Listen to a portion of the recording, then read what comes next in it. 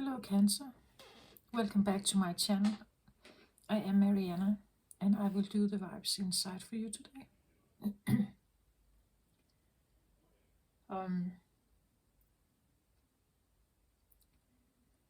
It is Mercury retrograde, my voice is a little bit rusty, but I am doing your reading anyway. So I get the feeling, Cancer, that it's like there is another door that you can open. And if you open that door, it's like something you haven't done before. I feel like it's a really new territory, but that territory could really,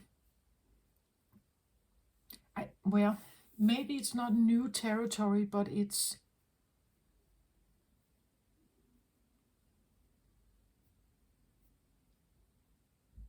actually, I hear that it's old territory, but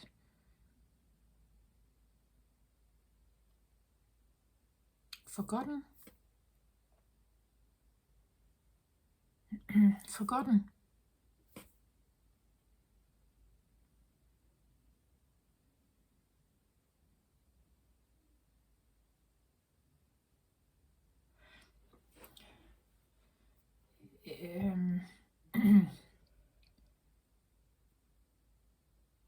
Well, I get something like,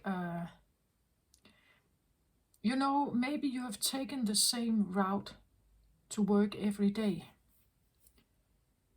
But if you manage to open this door, it's like you're driving the same route, the same roads, but it's like they are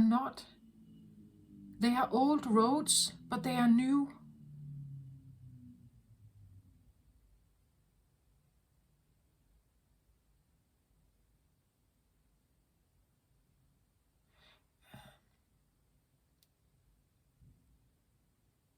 It's interesting. It's like a breaching of a realm, it's the same realm, it's the same living room, it's the same street, it's the same car you sit in, but because you have opened something else, maybe in you, or you're looking through different glasses perhaps, the experience of it is different. Does that make sense? Like, is that kind of feeling like it's the same?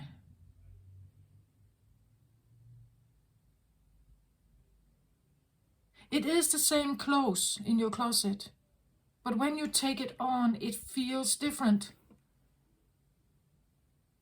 Because something with you have done something that allows you to experience it in a different way. Does that make sense?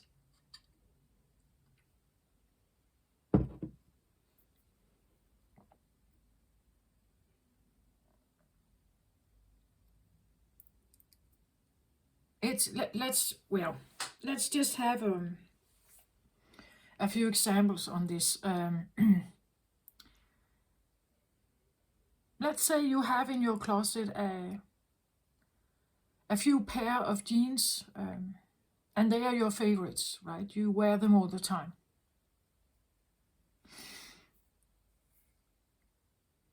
And usually when you wear them, it's because it's somehow you feel okay with it, right? You like them, you like the way you look perhaps, or they fit you very well, they are comfortable or something. It's your comfort clothes somehow. It's something you choose again and again. You choose it again and again. Like the road you drive to work, you choose it again and again because it's comfortable, or you know it well. There is almost never queue in the mornings, and it's comfortable and easy somehow to take that route. You're familiar with it. You know every turn of it, right? But because you somehow manage to open this door or see things through different glasses, it allows you for a different experience.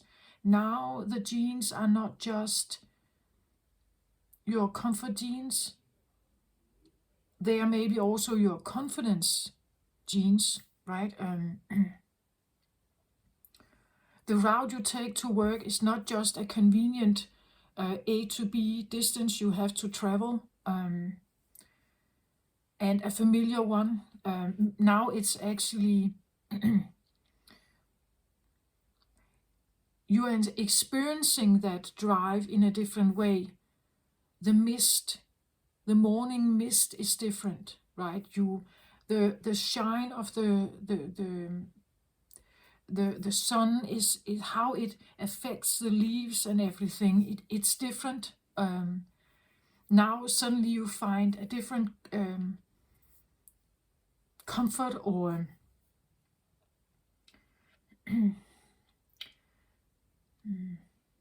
beauty, maybe beauty in something you have not regarded it much before.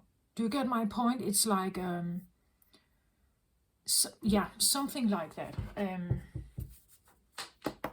So I'm starting to just shuffle the 4 decks here. So we'll see what comes out here. I just get the feeling of it's a I don't know if you've had a third eye change, a third eye awakening, heart awakening, maybe something. It's definitely something that potentially can change something for you.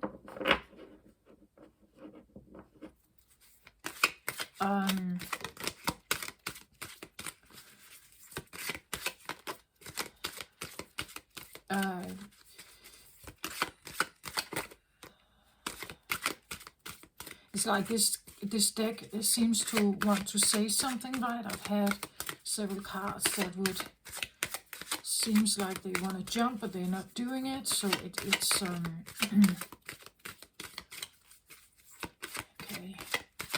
okay. So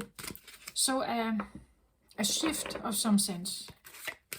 We have an upcoming full moon, big lunar eclipse tomorrow on the 5th of May 2023 in the sign of Scorpio. So Scorpio is deep water, right? It can be quite revolutionary, whatever you are feeling. It could be something rather drastic. Yeah, I get that word, drastic, something drastic. It could be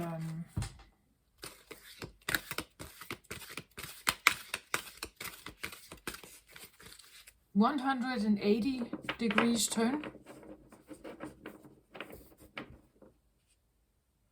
or a 360.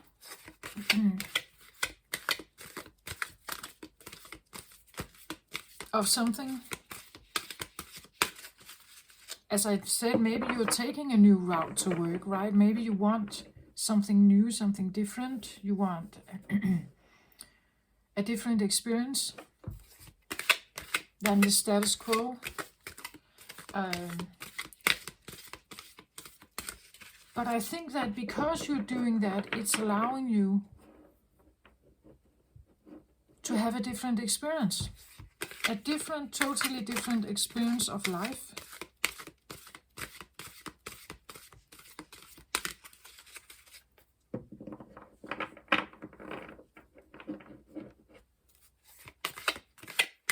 It's like like life is treating you differently.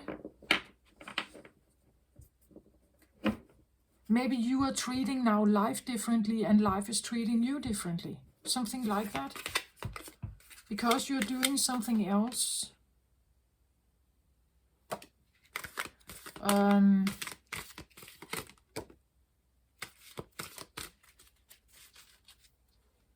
Okay, so I have have the Page of Gabriel and I have the Knight of Michael here. Page of Wands and the Knight of Swords here. Follow your passion. You're ready for any challenge, opportunities for excitement and adventure.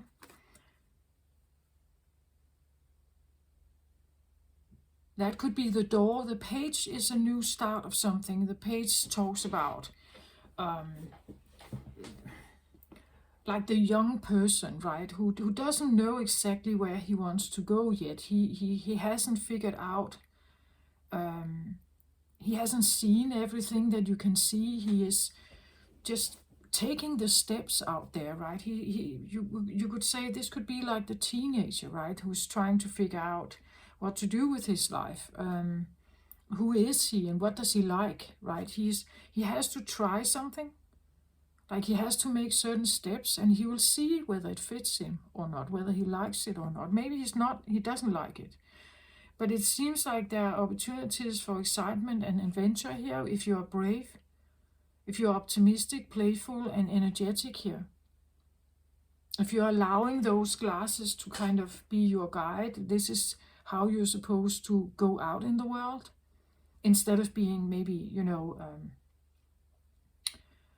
distrustful and afraid or passive. There could be a time where if you manage to somehow take these glasses on,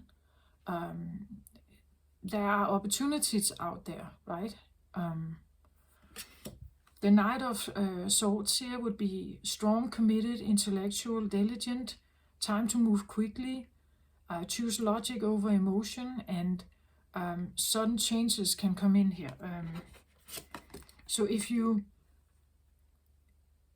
are allowing for an energetic, brave, optimistic, playful, committed, diligent, intellectual choice here, you can, it seems like it can change something, right? It can change something about your life, the experience you have in life, your feelings. Maybe you are a quite sensitive sign, Cancer, right? So your intuition and maybe everything kind of is different.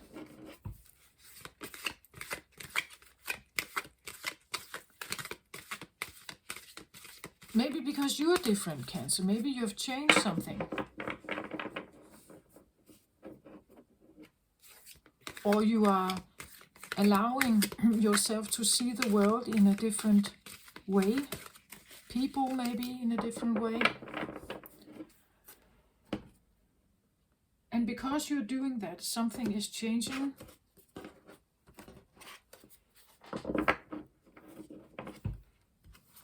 Or at least I want to say there is a potential for it. Again,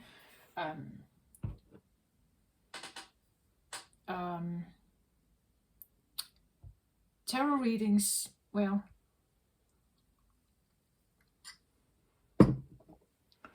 they can kind of give a glimpse of something. A glimpse of something, but it's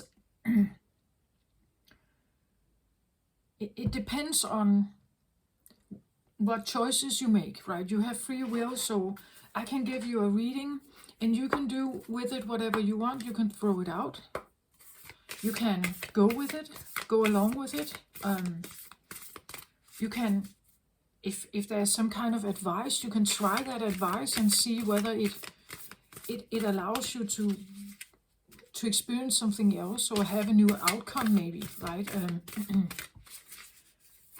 But it's always a potential of something. There's a potential here of something.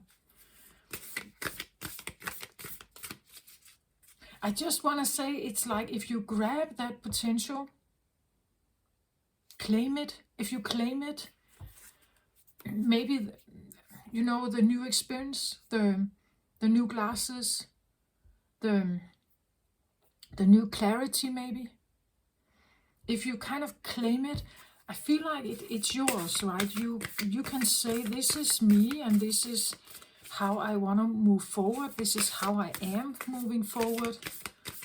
I am now this also, maybe. I am now this also. So I'm not just what I used to be, I'm also this. So I'm integrating, you're integrating maybe something.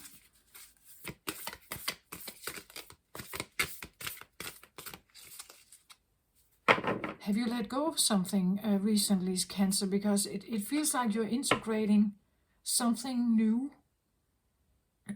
And usually we have to make room for that. Usually it can be a new person. Maybe a new person is coming in. You're choosing to, I don't know, let's say you're choosing to give shelter to a homeless person, right? Because they have been without anything and you have room. Maybe you're choosing that. You want to have that experience. You wanna figure out if this is helpful, right? I want to be that person who does that, right? I wanna welcome someone, maybe who has been out in the cold, or I'm welcoming someone back, or I'm saying yes to something new. And because I've done that, I see that my life is now changing. It's becoming maybe more vibrant or more exciting.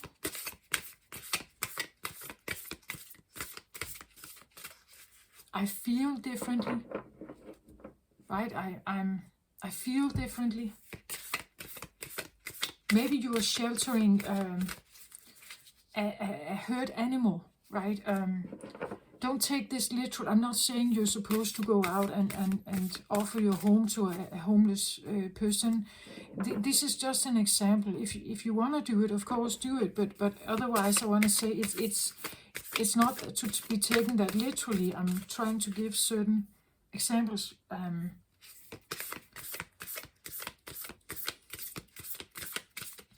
But it's just because you do that,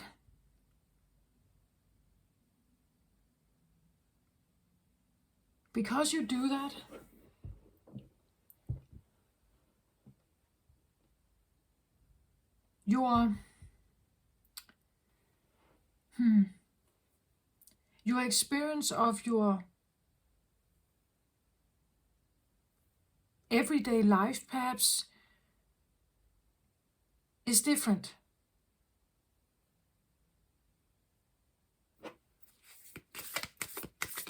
Again, the colors could be brighter.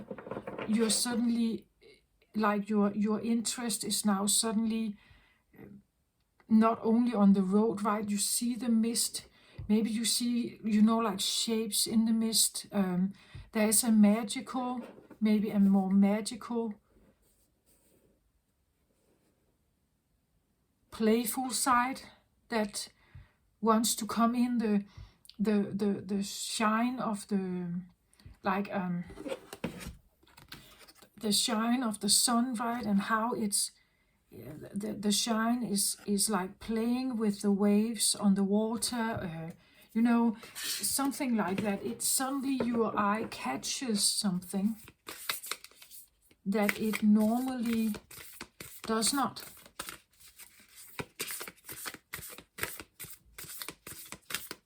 It allows you to have, there's a freeing, like a freer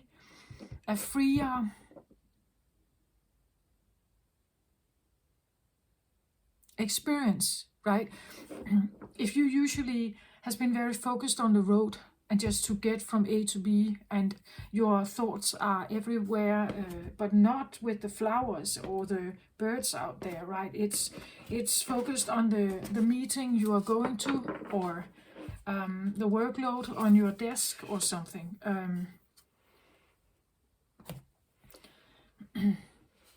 It seems a little bit like that there is at least an invitation here that is asking you, or is giving you, the opportunity to experience something else.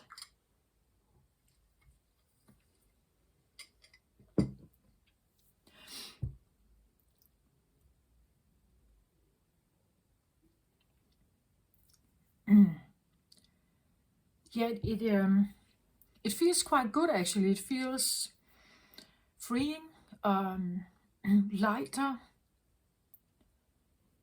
maybe more playful or more fun. Again, the Page of Wands can be that you try something new, you're doing something new. Maybe you're trying a new hobby. Again, it could be a new hobby, but it's actually an old one. So like maybe you've had your interest on this when you were a child, or even, I want to say, maybe even way more like this is a karmic thing from the past. You have done this before.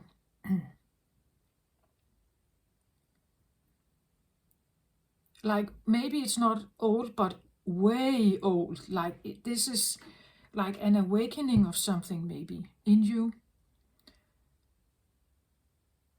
And because you are, I want to say, maybe, I don't know where to say play with it, but maybe you go along with it, kind of. And it's showing you something. It could be an old friend. Maybe you're meeting an old friend. And you go along with what they're saying, right? You go along with what they're saying. And just suddenly it's like, oh, something they said gave you an insight, maybe. And that insight is now suddenly opening some doors here for you. Like it could literally be a third eye opening, but like a door is maybe literally doors are opening, like doors that have been closed, maybe they're suddenly opening for you. Or other doors are opening, not the ones you may have thought about, but others are opening for you. And it allows you to have new opportunities or new fun, exciting adventures, or something new. Maybe someone is coming in, like the Knight of Michael, the Knight of Swords, like an incoming. The knight is quite honorable, right? He is serving a king. He is loyal and brave and strong, right? He is operating from a code, an honor code. Maybe something is coming in that, I don't know, you want to honor it or it wants to honor you. Let's have a look. I'm just turning the cards here. We'll see about it.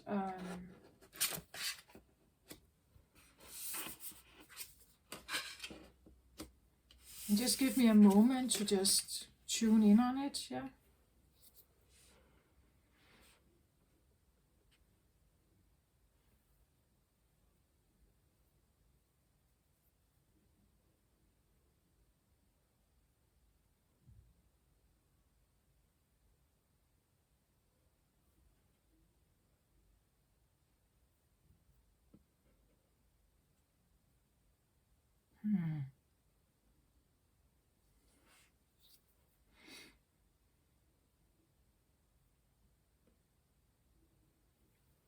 There's definitely like a yin-yang thing going on here. I'm just turning the cards so you can see them a little bit better here.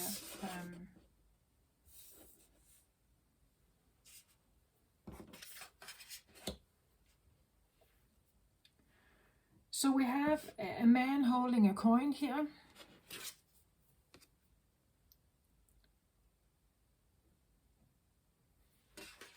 Then we have a Queen of Ariel, Queen of Cups here. We have Earth down here.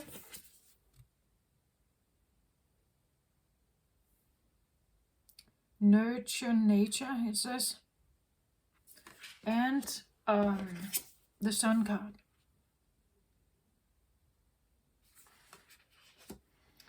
So we have a man here and we have the Sun. These are masculine cards. We have a Queen of Ariel and we have Earth here. This is feminine cards. But they're kind of crossing.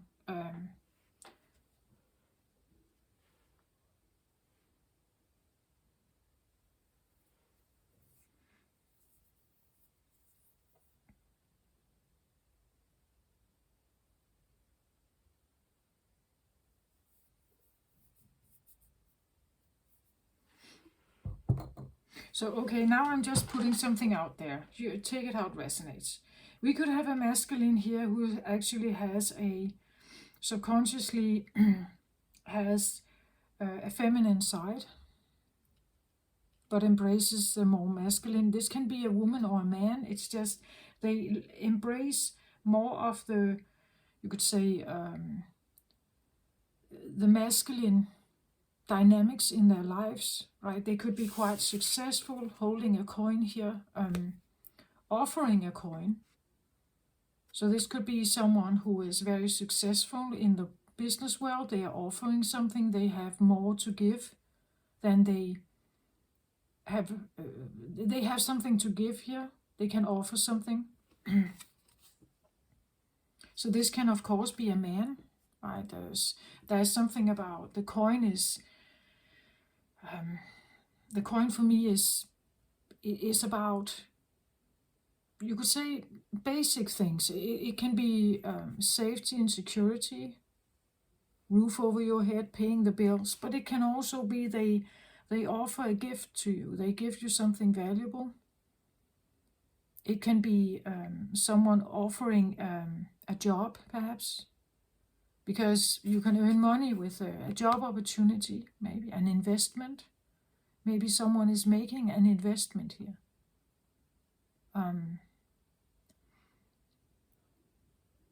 This can be someone attending or offering some kind of education. They're offering to pay something for you, perhaps. So they embrace, you could say, this kind of energy. Maybe they have been or still are very successful in their business life.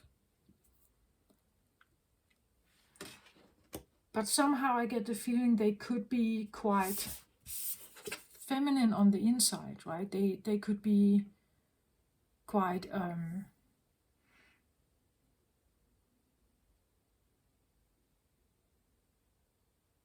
and that could also be what this is about, right? It's about someone realizing that maybe it's time to do something with my coin here, where I nurture myself, right? That I have something to give here. Maybe I want to give it to the earth, so investment in climate change or something. But otherwise, I feel like it's like they could have a feminine subconscious, right? And that feminine is maybe needing nurture, asking for nurture, and he could be investing in that, right? He could be investing in it. At the same time, we have a Queen of Ariel here with the Sun. So here it says, nurture yourself and those you love, the ability to make anything more beautiful, practical, and wise advice here. So a mature, feminine, practical, generous, and happy. So this could be a feminine, but who actually has a subconscious masculine here, a Sun card, right? The Sun is Leo energy, very generous, very shiny. We see her standing in this yellow dress here, right? Quite the Sun, Leo is quite mature energy. It's the Sun would be associated with the Sun god, success, spotlight, appreciation, followers, fame, something like that would be the Sun energy. Strong, abundant, shining, warm, generous, a leader. This is definitely a leader, a master, a leader. The sun is probably one of the most powerful things we are experiencing on Earth. If we had no sun, we would be a dead planet, right? This is how powerful the sun card is. It has tremendous strength here. So we see a feminine here, but with maybe an inner big masculine here, right? Because it's like they're crossing here, and like so this could be, you could say, the like this could be the shadow, right? Their shadow. Like they look at this, they look like this, and this is their shadow, right? And here we have what they look like to the world, and this is their shadow. So here we have a feminine.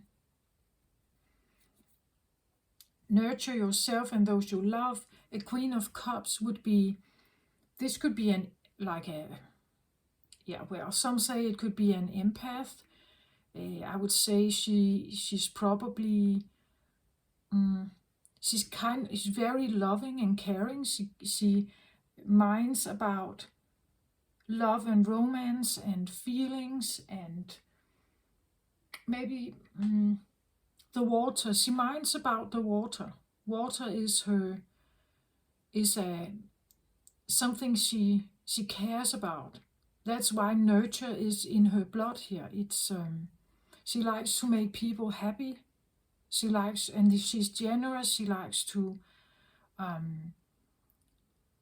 take care of others. She likes to make everything more beautiful, easier perhaps, happier, more fun, to ease someone's burdens.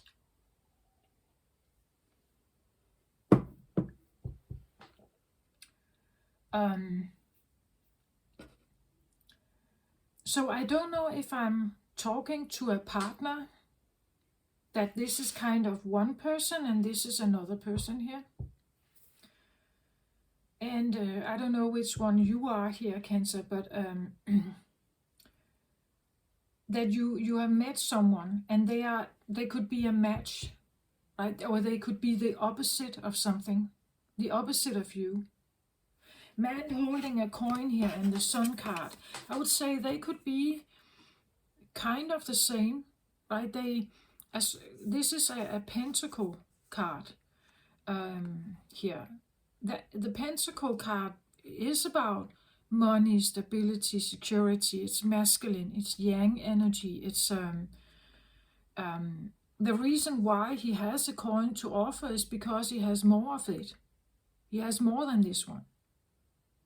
He's offering something stable, something tangible, right? We see the sun in the background here of him shining towards him, right? And we have the sun in the background here for this one as well. It's like there's something to offer here. This is, I would say, is an earth card. This is a fire. But the point of this is that we have, these are yang energies. I don't know if, could they be complementary? Nurture nature here. Nurture nature, nurture yourself, it says here. Nurture yourself and those you love. Nurture nature, right? That could be a complementary, maybe like set of interests here somehow.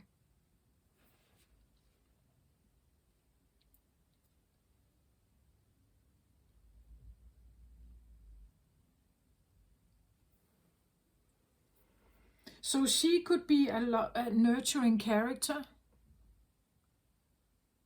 and because he actually has this shadow thing going on, he may like her, right? He may like her because she has that nature, feminine nature, the nurture, the mothery kind of nature.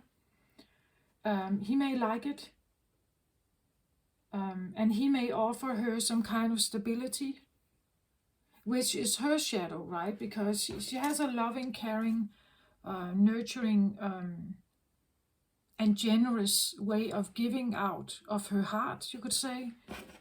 But her shadow is maybe to, I don't know, stand alone, be strong alone, be powerful here, right? Be powerful.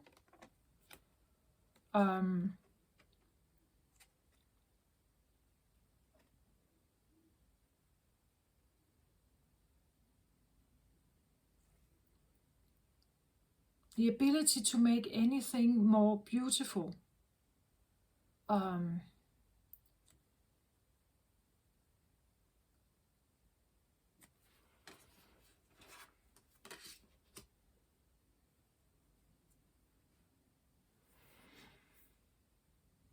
Seeing the best in something, seeing the best.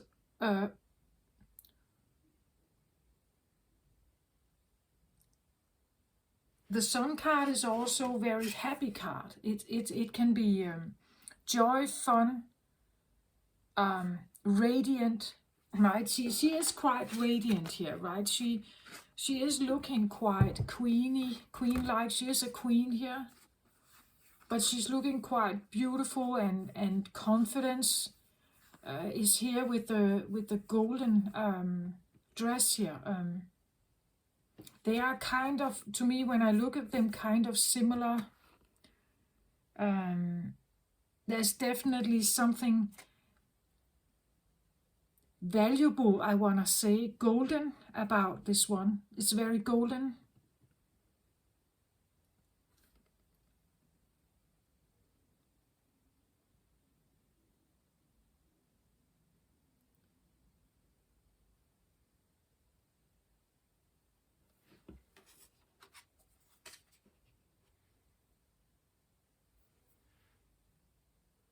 There's something golden about them here.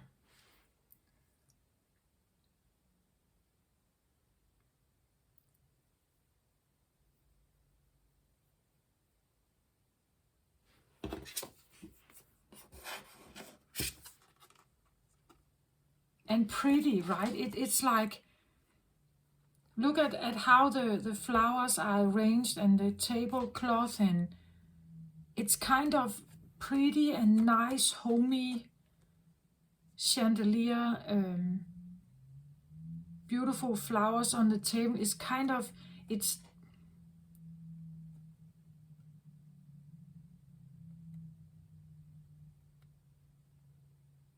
feels a little bit like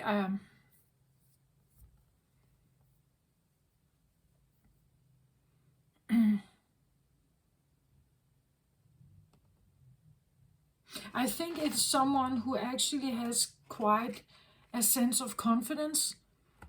They it's like they know that they are a queen here, right? They have a set of confidence about what they do and what they like. And the sun, the sun, I would say, the Sun card is Leo. Leo is the king of the animals. It's royalty, right? It's the feeling of, I don't know, higher society, maybe, royalty. There's definitely a confidence here, that, and a worthiness, right? That what she is, who she is, her role, her status, her identity is important. She is a VIP, I want to say. This could be a VIP person, right? And they know it. Like, they know that they are this, like, they are associated with greatness here, right? There's a sense of greatness with this person, or with this energy. Maybe abundance, like a sense of abundance with this person or this energy here.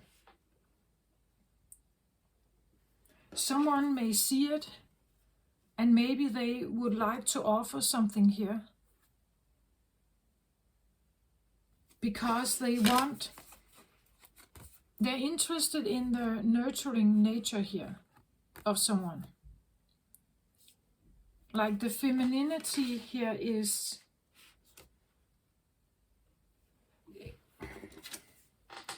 I don't know, she comes across as a queen of Ariel here, Queen of Cups, but actually I see her a little bit like, well, I believe that the Queen of Cups is what we call the mini Empress, right? She's not quite there yet, but she's working on it, right?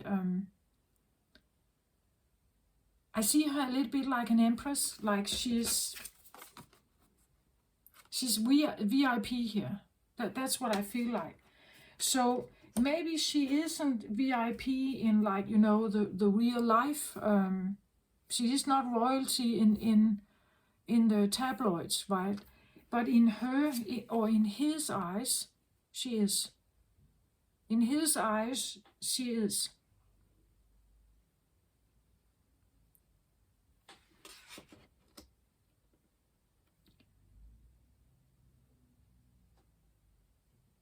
He's willing to offer something here.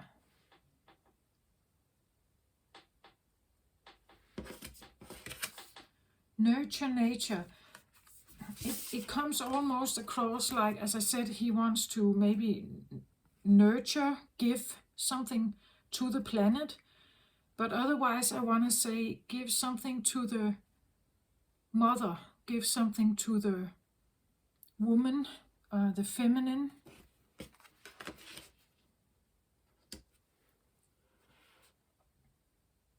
I think it's because he sees her value, like she has value here. In his eyes, she has value, like golden value. She is of great opportunity here. This can be a mother who, in the eyes of a son maybe, or some other man here, has the status of being an empress. This one has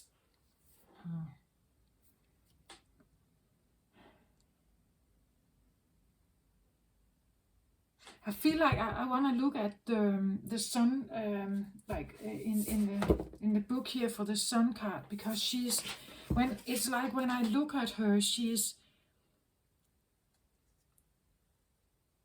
I don't know, it's just she's, look at the eyes here, like the color of the eyes, right? It's almost like she's not a human. Like look the shape of how and the wings out here. I don't know. It's like she's not a.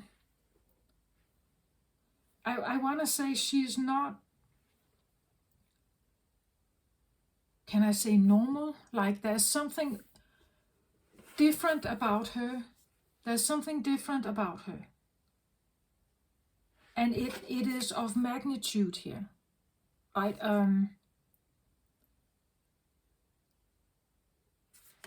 Okay, I'm going to look at in the book here what it says. Card number 53, the Sun card.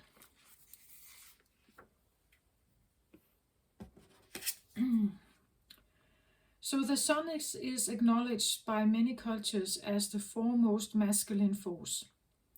In other traditions, it is seen as the feminine in her full power.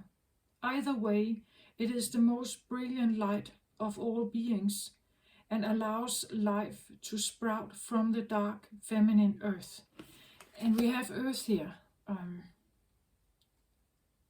So you see, it's like whatever they have here, it can sprout something in him, perhaps. Do you see? It's like Either way, it's the most brilliant light for all beings and allows life to sprout from the dark feminine earth. So, and if this is subconscious here, it's hidden in the dark. That he would give something, offer something to her because it could ignite something in him, I think, here. It can be gentle and warming, close to sunrise or sunset, fall or winter, or it can be destructive, as in its zenith during the scorching summer. Yeah, again, the sun, it has both destructive and life-building qualities. Photosynthesis on Earth can only happen because of the sun. But again, if it becomes this like very, very dominantly hot summer, it can dry out everything, right? It says here, have you been hibernating? Have you been introspective? It is time to come out of your cave and savor the life-giving life of your star. The sun rekindles your passion and your creative energy. Life is calling you to shine your light and to add your lightness and humor to the seriousness around you. Get out and play. Have you been shining your light for too long, perhaps? Remember that daylight is only one half of a day. The night must have her equal time, and she offers us her gifts as well. Be careful not to be blinded by your light or the light of others. Do not become enamored with yourself or worship others. Beware of your shadow.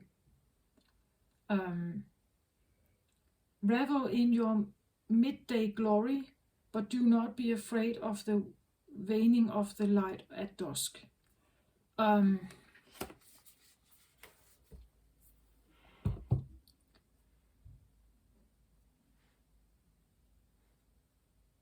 pondering a little bit whether this person is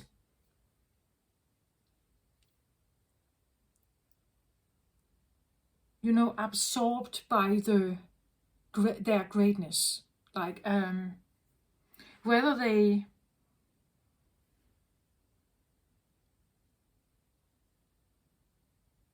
like you can have a self-absorbed person here. Maybe they are very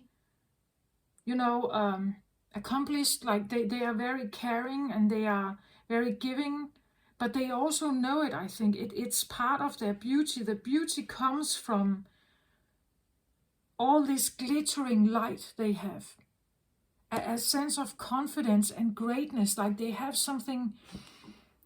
I want to say it feels a little bit like it's inbuilt, like it's built into them. It's part of their nature. They have a lot here they can give. They are always shining here. Underneath, I think this could be a shadow. This is interesting, the sun in the shadow, as a shadow. But like there is some kind of greatness in them. Maybe they are aware, maybe they are not quite aware that whatever they are doing here, it's actually bigger. Again, as I said, she is a Queen of Cups here, but actually I see her more like an empress. She may not know it, like she may not think that she is an empress. She may not think that about herself. But I see her as that, because this is the shadow, right? The shadow would... But sometimes we are unaware of our shadow. We don't know it. But he sees it, right? He can see it, I think.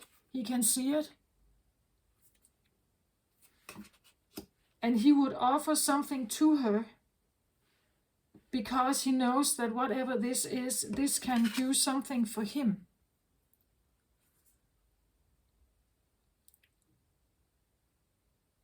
It can do something for him.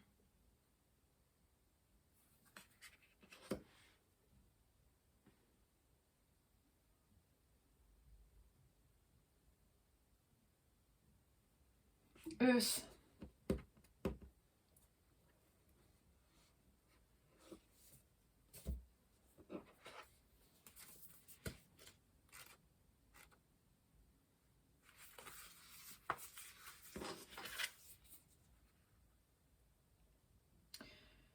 So it says here, Earth, card number 14, nurture nature. So it can talk about looking after the planet, the ebb and flow of life, the loving embrace of Mother Nature, the natural beauty of death and decay, the macro-microcosm, time in nature, ancestors, growth through weathering storms, nurturing self and heart so you may flourish.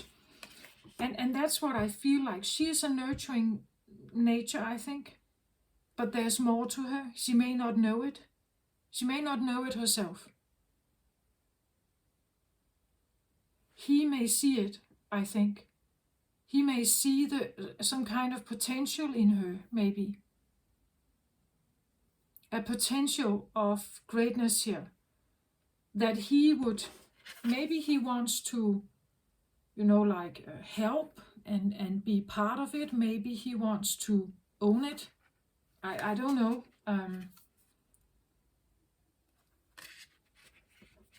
Maybe it's like, because he now has this contact with someone here, that he falls in love with that kind of nurturing nature here. Like he falls in love with her nature because it speaks to his shadow. This is the normal attraction process, I want to say. Right? The attraction process is that usually we get attracted to our opposite somehow. As I said, he could be a very successful business owner. He's offering something because he has more of it. And this is the same. This is like abundance. This is greatness here. And he could be a very successful person here. He could be rich, this one. So these are kind of, they're kind of opposites. The shadow here would be attracted to someone like that. Her shadow would be attracted to someone like that. That would be, so it's like an attraction process.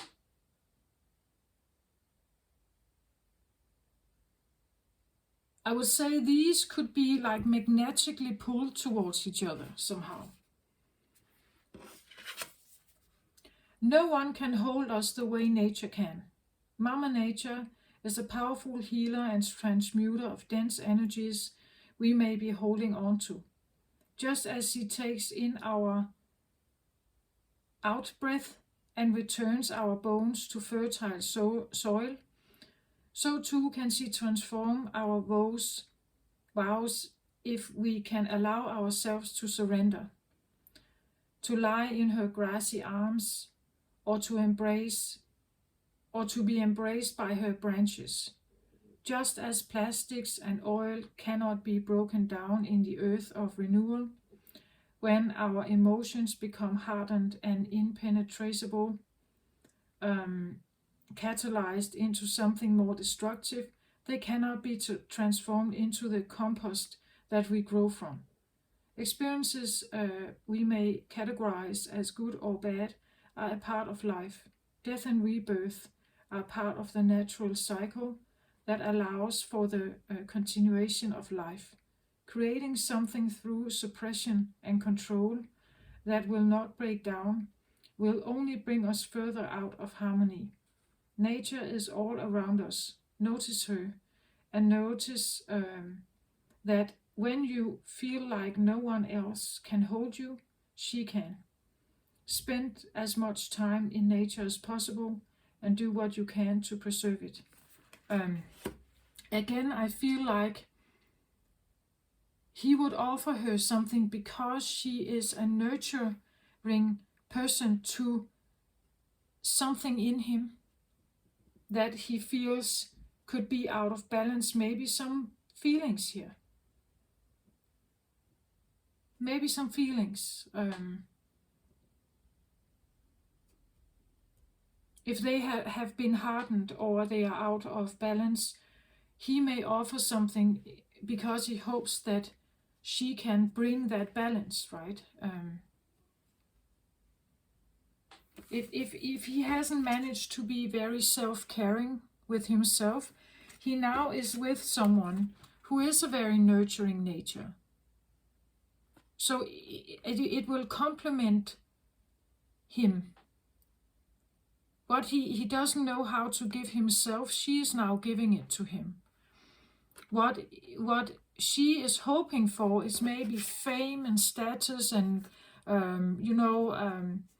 VIP lounge, holidays, whatever, I don't know, luxury maybe here. And he may be able to give it to her. You see, it's like, it's a trading of interests here. A trading of interests.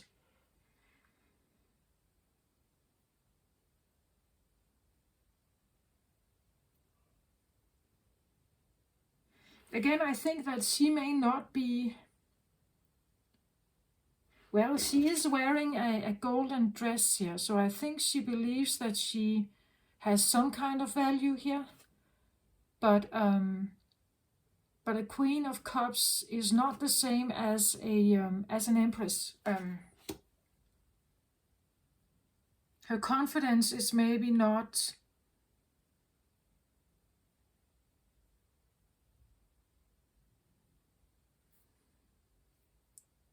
As again, the hardened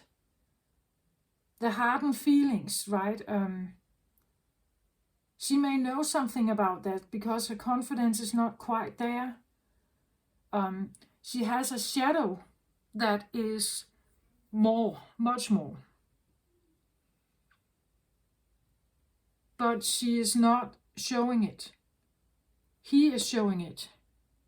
That's why she's attracted to him. This is like opposites attract. That's what I see. I don't know, have you met someone, Cancer, who is like your opposite and you got very attracted to them because they somehow portray something.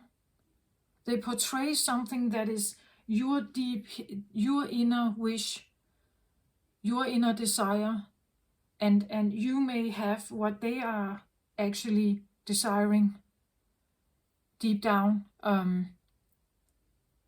Do you get my point? Like, she could be the healer of his emotions here, right? She would be nurturing, giving, understanding, compassionate, all that stuff. And he may want that, right? He may not know how to give it to himself. She may not know how to, like, embrace her, like, maybe extreme healer status here. She could be a very big healer here. But she may not know it because nobody ever told her, right? And so now she just has this way of being, and he may like it because he doesn't know how to heal himself, right? So he's looking for someone. He would offer something here. As I say, gifts. Maybe he's inviting you on some kind of journey, some kind of travel, a holiday, big luxurious gifts, overshowering you with fashion dresses, and he can buy you anything, this guy. He can buy you anything. He has the money, right? She may not have the money. She has the heart. She has the heart, he has the money.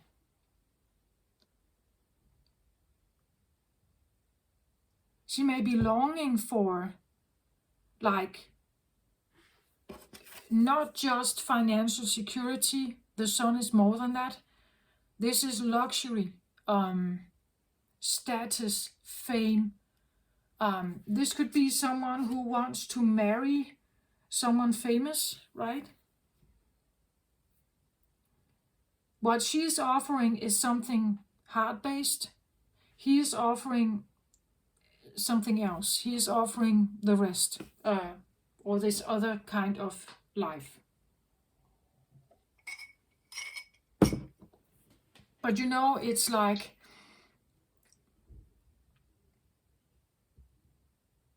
let's say you've met a person like this, and because you met them, you see the world totally different. Maybe this is someone from your past here, and you are now totally clearly seeing how this played out, why you got attracted to them in the first place. That when you met them, it's like they represented your opposite, and you were drawn to them. Perhaps, right? I see it like like opposites attract here.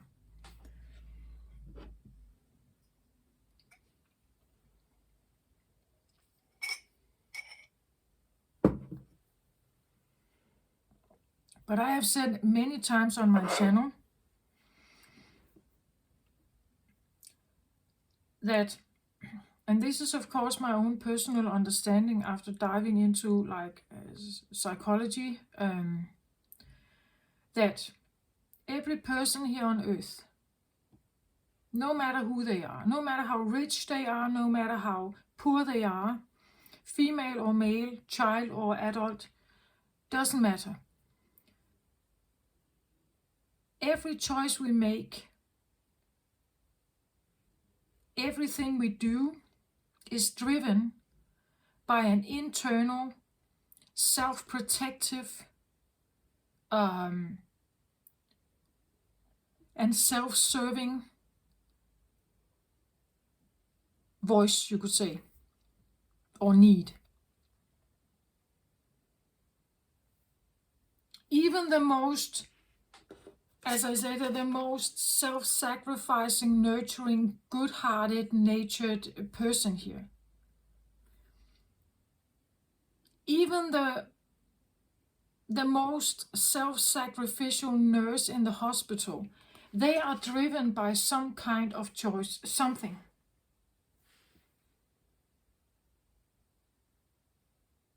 The woman who is in a abusive marriage and she gets beaten every second day, the reason why she stays there is because the alternative is even worse.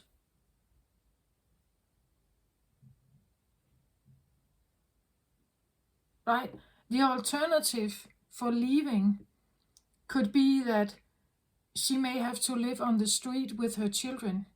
And if her husband finds her, he may even hit her worse, right? There is no real plan to get out. So she may stay even if it's damaging to her.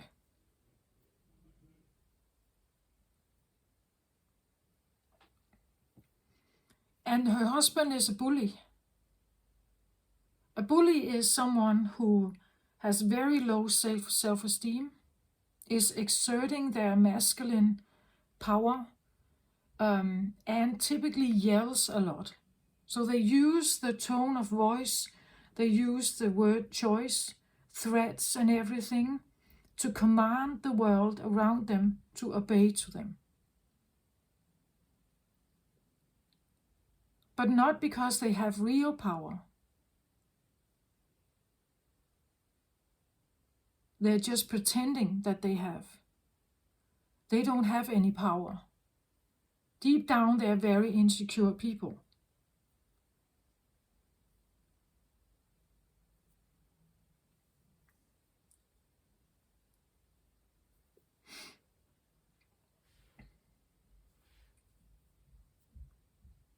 So a deep down, a person who is very insecure, what kind of partner would they look for? They would look for someone who would fawn. Because if they found someone who was strong, they could exert their power over him then. And then he would be totally controlled. And his ego, which is a protective mechanism, is not allowing for that. Right? We are all self-preservers somehow. We're preserving ourselves to the best of our abilities. And even if we don't really have much power, we are doing the best to cope in a situation, even if we are lying, manipulating, bullying, screaming, criticizing, whatever. We're doing it for self-preservation. Always. So, in this situation, we have something of the similar sense here. Someone could be quite successful on the financial, everything that has nothing to do with the heart, I want to say. They are probably quite successful here. They have a lot of money, I think.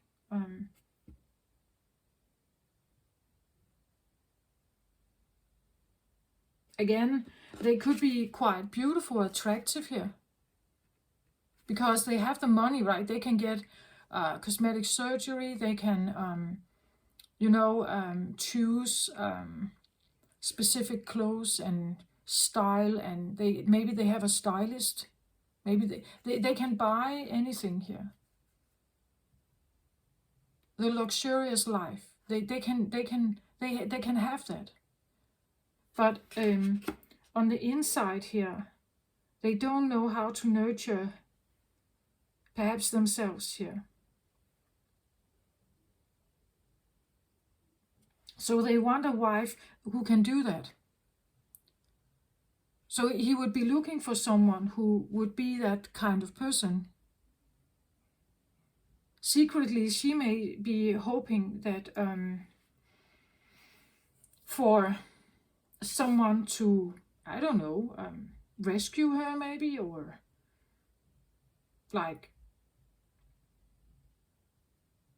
see her real beauty maybe. Someone who is willing to give something to her, right? Give her gifts.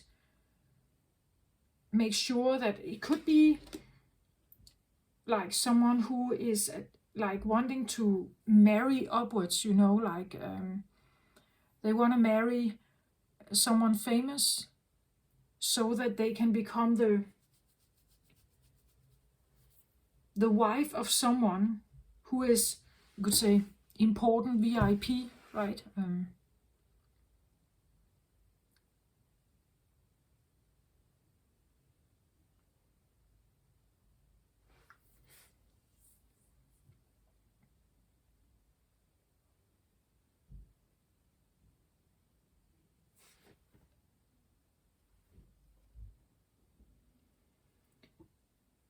But actually, I think she is VIP here. It's just hidden. She doesn't really know it. I think maybe because when I look at this dress here, I really think that she is getting closer to something here. But she hasn't really stepped into, as I said, she's like the mini empress here. She hasn't really claimed that status yet. We could see a little bit well,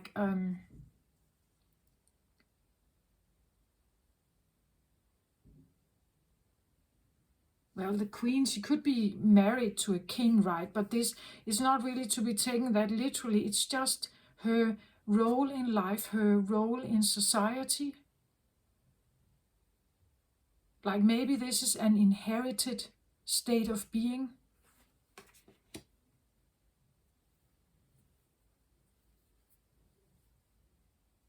But she definitely has this potential here.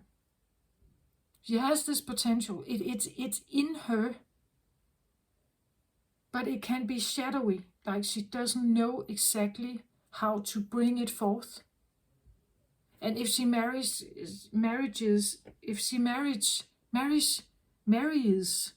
someone like this, she doesn't have to bring it forth, right? He would give it to her then. He would treat her like that. Right? He would buy the nice house that she wants. He would give her the things that she would like, all the flowers, the dresses, the shoes, the everything. She would have that luxurious life here. Because he sees her as important, because she is nurturing something else in him here.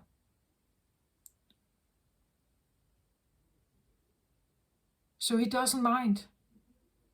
He doesn't mind giving that to him, to her.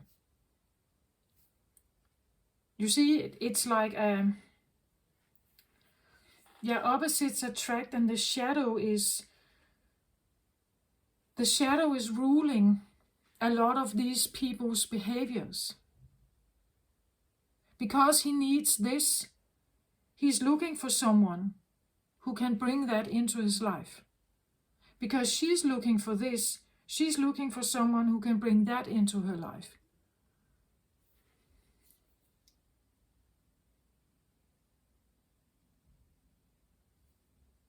It seems a little bit like, as I said in the beginning, something like maybe you've met someone or something has changed, and maybe you have met someone here, and they bring that, right? They can bring that forward.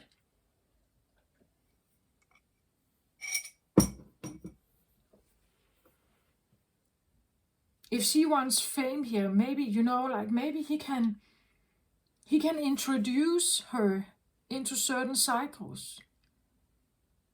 Right? Maybe he can give her a certain job that is allowing her to be very successful. He can introduce her to certain people. Maybe he has contacts here that can help her achieve certain goals. And if not, he will pay for it. Like, he can pay for it, invest in it. He can, maybe he is offering an investment in her, like whatever she is doing here. He's offering an investment in that. And that would be good for her because she has this potential.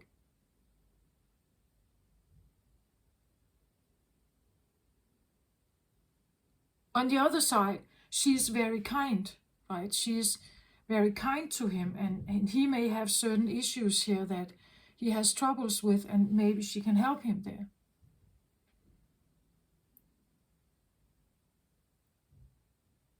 This is like an exchange that goes on every day, every time people fall in love, right? There's some kind of exchange going on.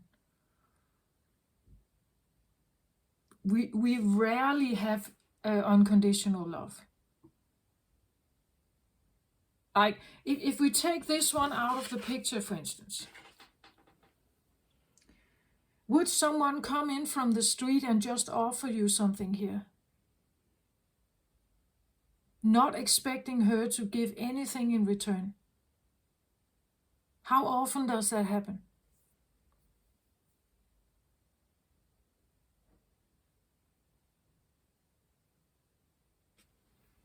Right?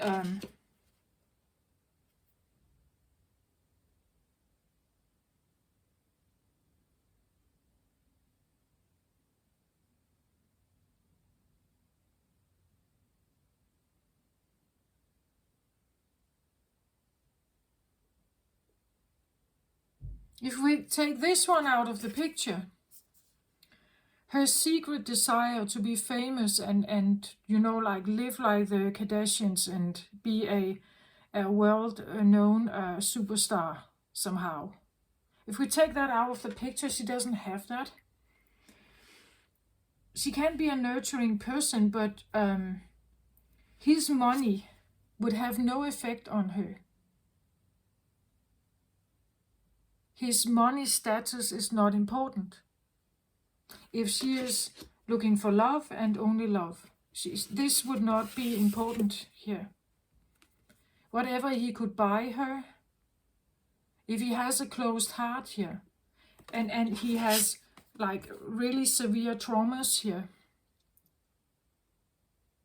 she may be able to help him, right? Her nurturing, caring ways could help him, but his money and whatever he wants to give, if she's not interested in that, if she has no secret desire to have that, be that, she wouldn't be interested in him.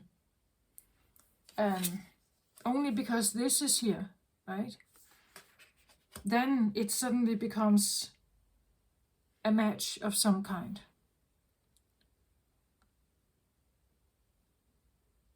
Okay, let's have the underlying cards for this reading here. So I take the bottom of the deck card for each of them. Wow.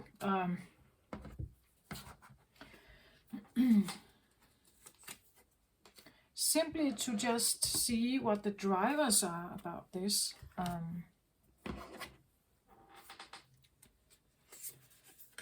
Because it sometimes tells us a little bit more why people are getting together, or why they are offering something, or something like that, right? So I have here a man holding a coin. So this is what we see in the world. This is what he is doing. This is what is visible, right?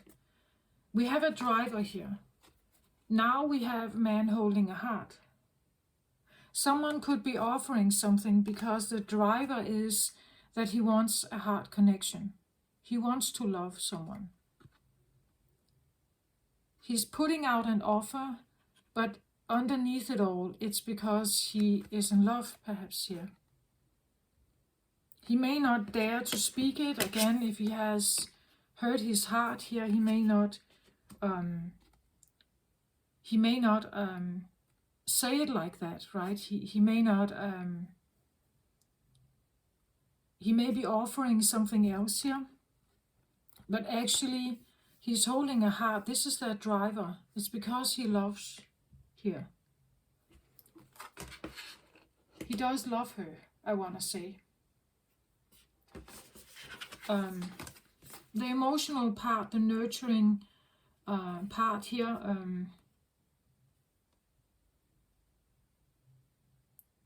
it says here loving compassion. This is a driver. Again, loving compassion. He does actually have a lot of compassion for someone here. He is perhaps seeking compassion from someone here.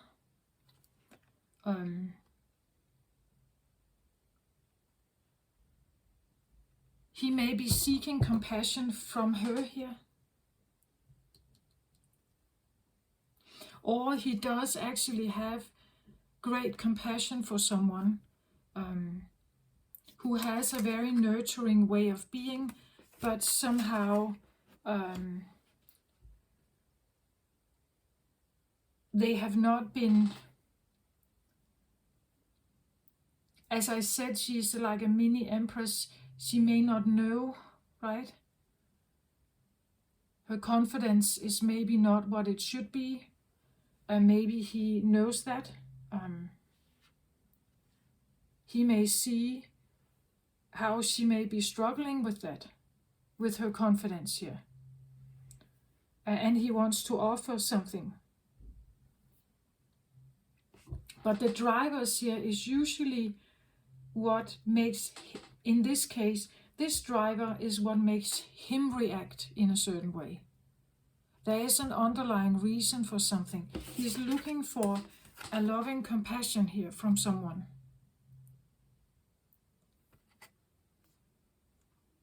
He's looking for a loving compassion. He actually cares.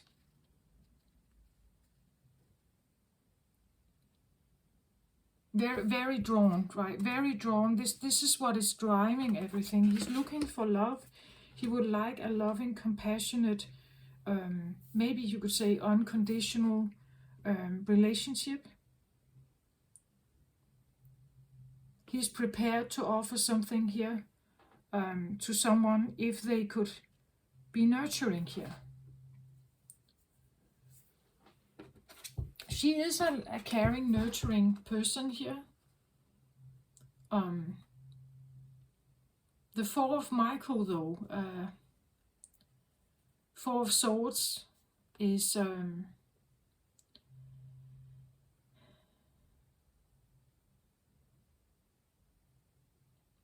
rest.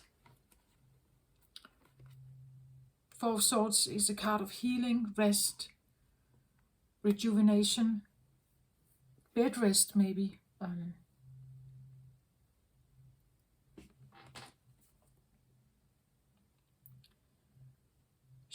I said that she could be an empath.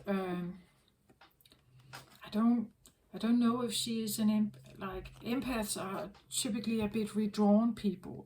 This idea of being very famous, standing in the spotlight, I don't think that it goes well with an empath. But when we look at this, it's interesting how she is so dressed up here. But underneath it all, the driver for being like this, for presenting like this, is actually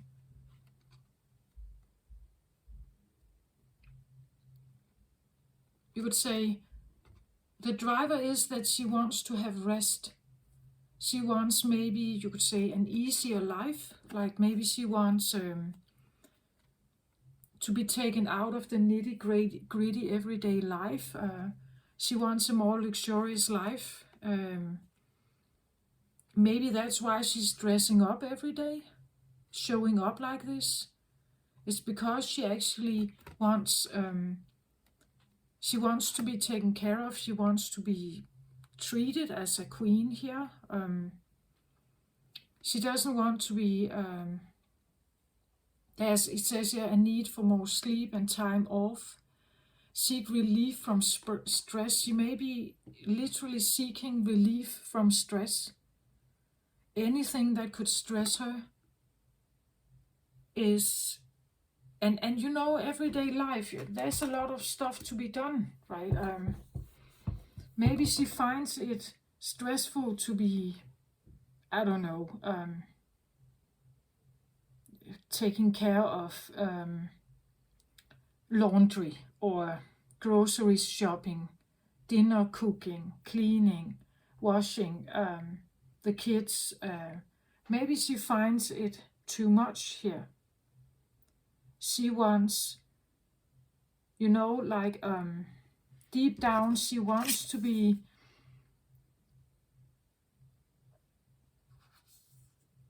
treated with more priority. She wants to be, I don't know, again, the Sun would be like royalty, right? Maybe she would like to have servants, right? Servants that could take care of some of this nitty-gritty stuff. And if I marry someone who has money here, then we could have a big house and there could be servants, right? They could cook the dinner and, you know, they could do all this kind of stuff. I don't want to be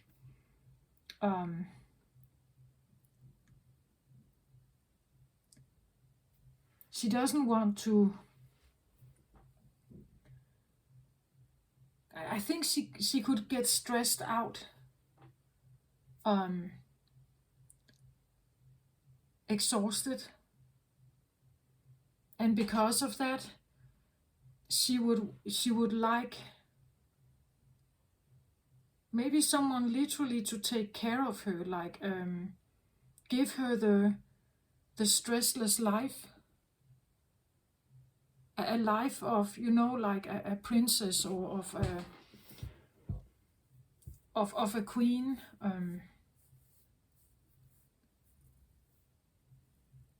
It says here, nurture yourself and those around you. She would rather be nurturing to herself and those around her that she cares about, instead of doing the laundry, the nitty-gritty stuff. She would rather, she wants to prioritize that, right? The heart connection is what she wants to prioritize. Everything else may be stressing her out.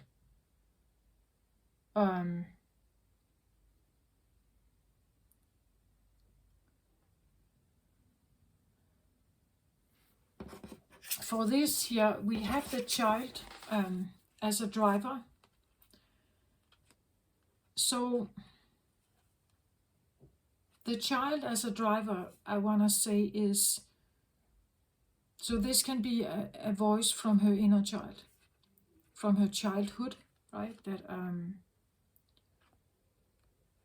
That the child wants to be relieved.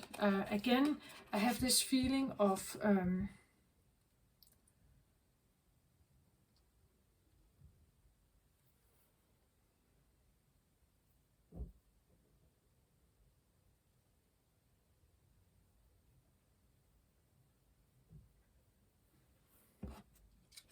we look at this here, these two drivers here: healing, pause, rejuvenation.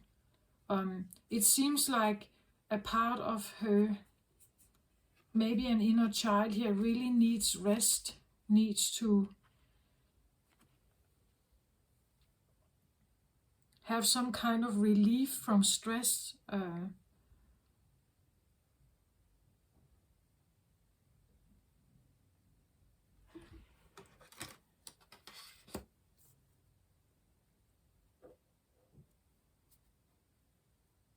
So these are drivers, both of these are drivers. This talks about exhaustion, maybe wounding, needing to, you know, like be hospitalized, get rest, more sleep, more time off.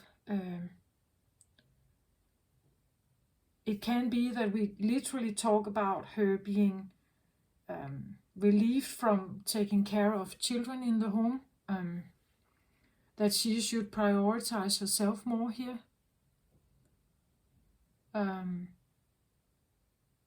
That she wants to prioritize herself more, or that she should be prioritized as more, right? As more than just an exhausted mother, right? And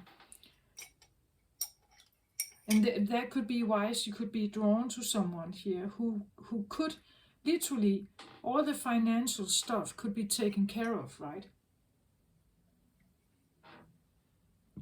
And it means that you could get all the appliances that you need in a home, and you could get a servant who could fix that. They could take care of all this nitty-gritty stuff, so that she could rest. She could actually have time out. She could nurture herself instead of maybe the children here. Look at how different these cards are, right? She's here, she stands in this robe here. And look at how she sits here, in some kind of ordinary brown dress. Nothing fancy about her, right? Nothing fancy about her. And here it seems a little bit more dressed up, fancy, royal, or VIP. So it feels to me like someone seeks, on this side here, seeks relief.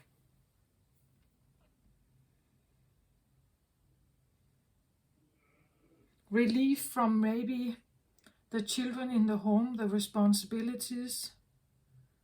It could be a specific child.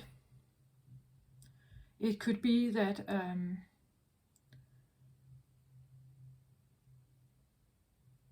It could be their inner child that is very exhausted here.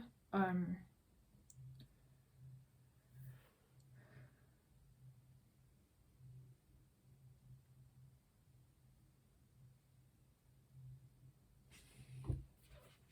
want to have a look at again, the child card from the mystical shaman here.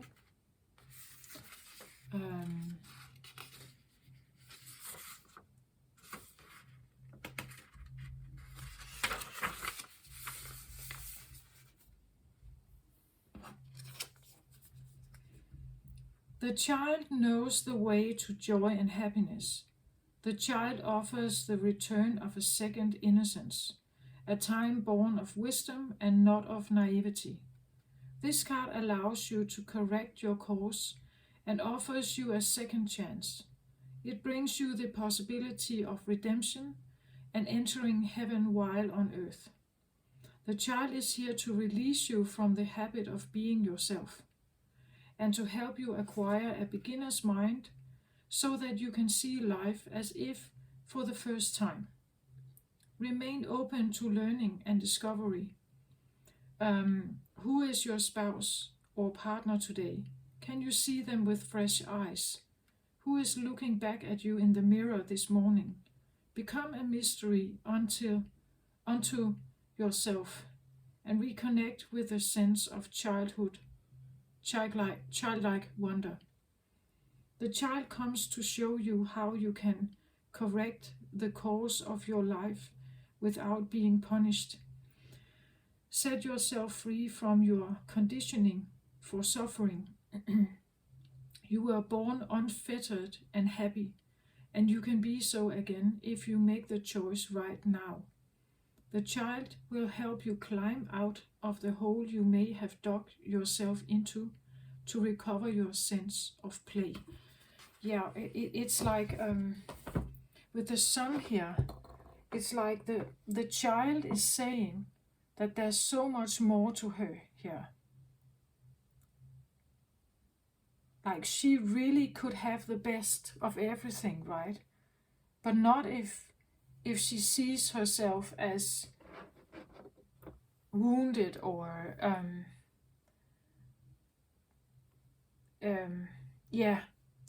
stressed out and everything.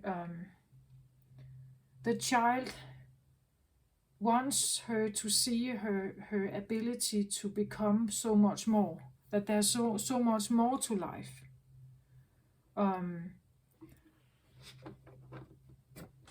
And somehow I feel like whoever side you're on here, something is very genuine here. I don't know if you have a friend or someone who wants to offer something.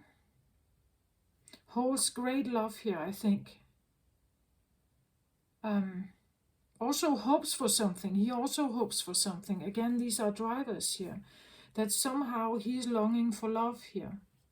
He's holding a heart. He could be very much in love with this one. Maybe secretly, again, it's a driver. It comes from deep within you. He holds love here. Loving compassion for someone. And maybe he has deep compassion for someone who has been through something, maybe. I get almost the feeling of like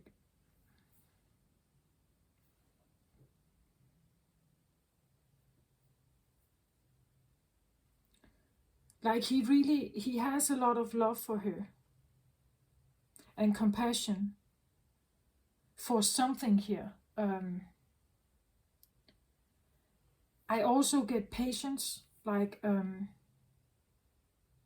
he doesn't seem to want to rush anything. The nurturing nature here, yeah, he is hoping for her to relate to him as well, but he is also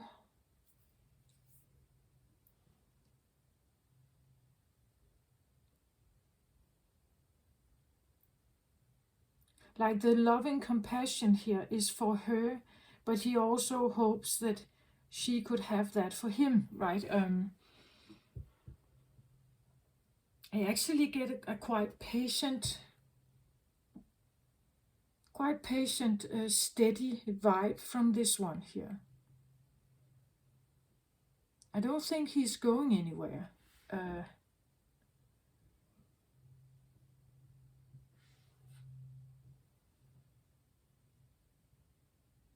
Like these are like really strong drivers here for someone. Loving compassion, and he holds a heart here. I think someone is very much in love here. They are.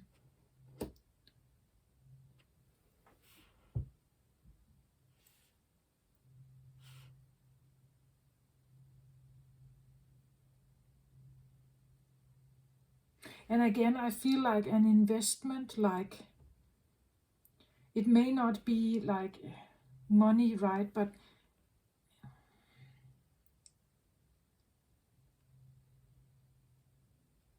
it could be like a friendship here. Like he wants to offer something. I feel like he's not like he's not leaving. I think he's not leaving.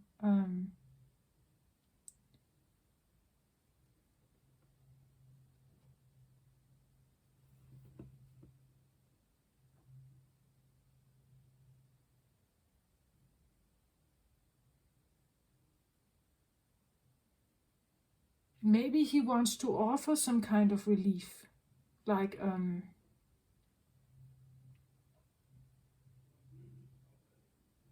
maybe he's buying her dinner, right? Maybe he gets her a babysitter. Maybe he would offer to pay certain bills. I don't know, but take it how it resonates. Something that can allow her to have relief.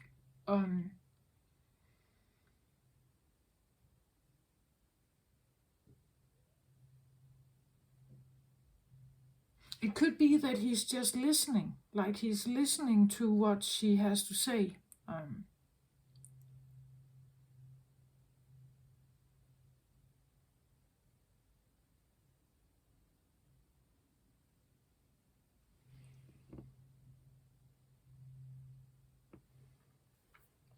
But I really think that he's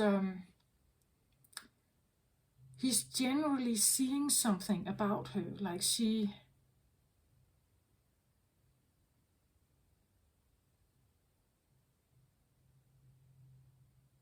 he's seeing something about her. She's not, again, as I say, when I look at this, she looks,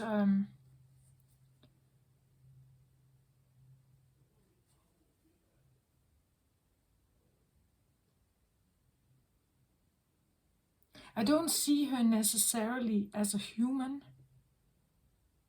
Well, we have a face here, but I see her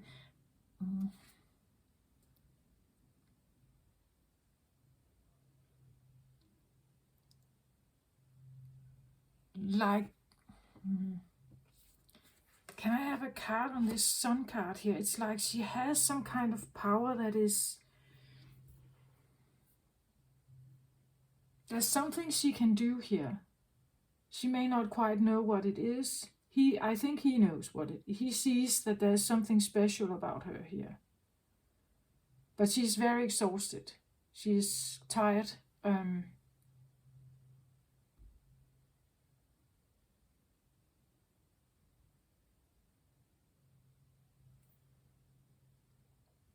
Maybe he wants to cheer her up, right?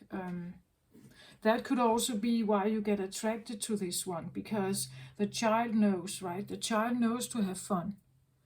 And when we get attracted to someone else, it's sometimes because they reflect the shadow, right?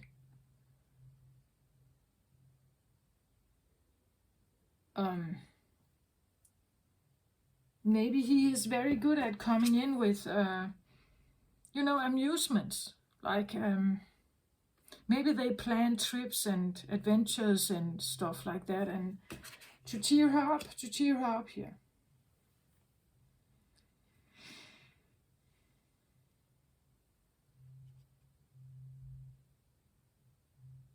And somehow I get this feeling that because he is in, now I say her life here, because he is in her life, it's like she gets to see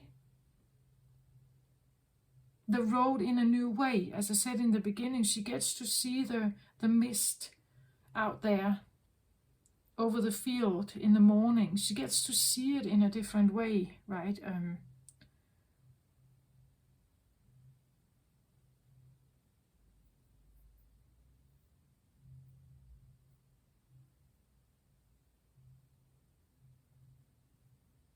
Yeah, something like that. Can I get another card on this? The sun, please.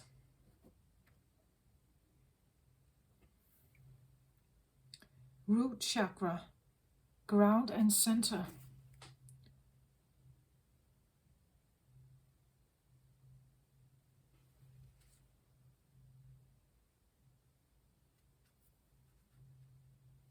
Interesting.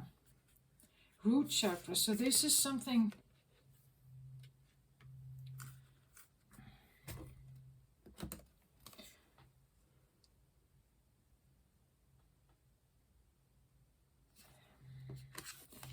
It's something very basic in her.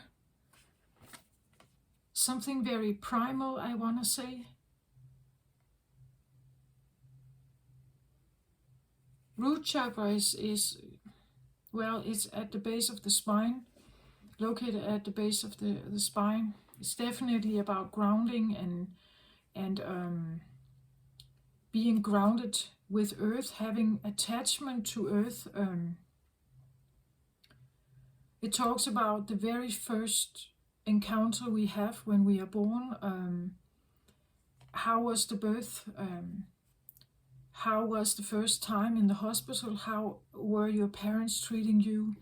The primal attachment styles, the very, very beginning of being you.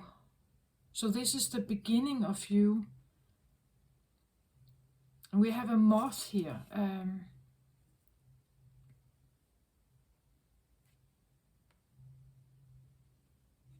There's something very primal about.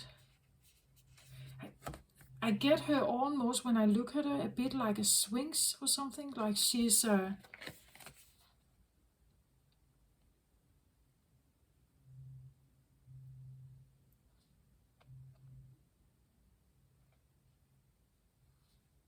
as I said, it's like she's not a human. There's something else about her.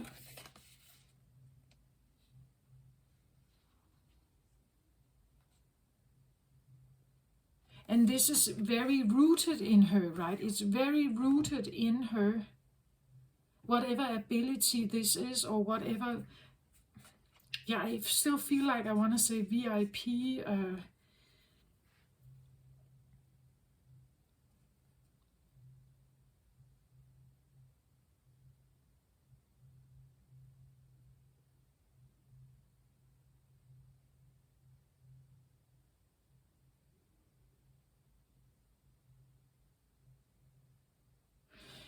And when I look at it, it is the sun card, and we have the sun up here, and then I see like these drops here that I kind of hear dropping down on this moth here. The moth is a night creature, right? It's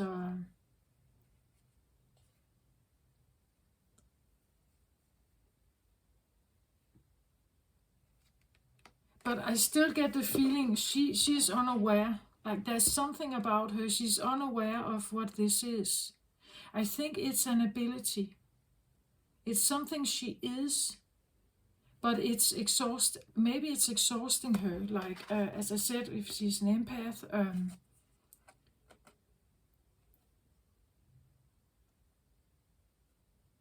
but this is very rooted. It's I want to say it's in her blood.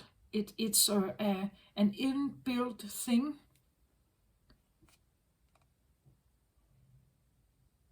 It's an inbuilt thing. it's very primal and very rooted, very centered. It's it's an inbuilt centered part of her that she cannot switch it off, I think. The moth though.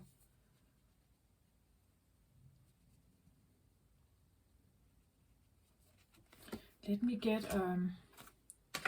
the book on this one. I think it's quite interesting. What it wants to say here.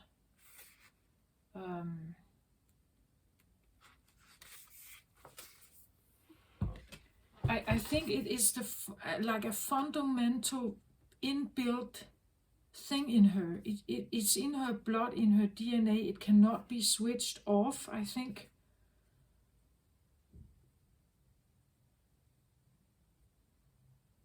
It's very centered in her.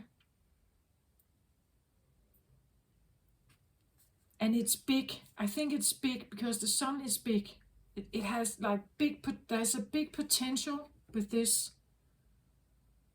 I just don't think she knows, like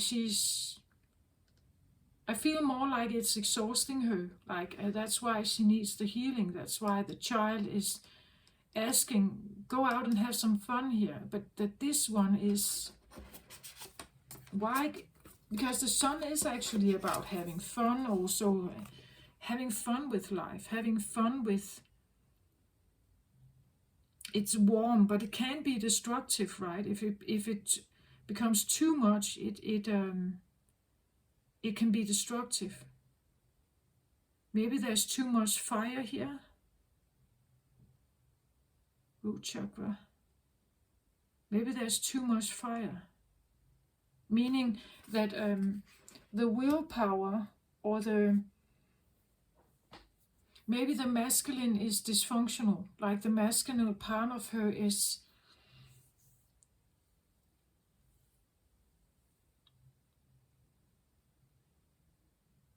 like overburning. Like she is burning her energy too quickly.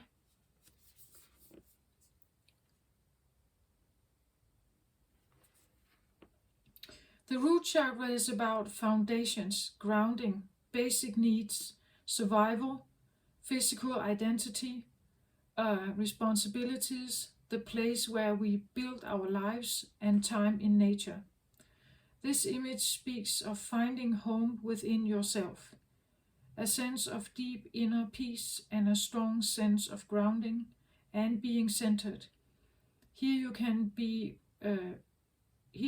be released from the grip of survival into a place of thriving. Yeah, that's what I feel like. She wants to be released from some kind of stress here. A survival grip. And that's why this, if she could awaken this, if she could figure out what this sun is in her, she would be more and more grounded here. That would help her to release the grip of survival and get her into a place of thriving. There is trust and connection to community, and you can rely on others and joyfully understand your responsibilities in turn. You are held and have strong foundations for all aspects of life. With your guard down, you have the tools to ride the waves if you need. Everything is okay. So if you feel connected with this side here, I want to say someone could have been in, like have a blocked root chakra here. Where there is survival, like survival responses here. So the physical safety, the most primal attachment you had in life, maybe it didn't go well, and if not, you have maybe like a wounding here, right?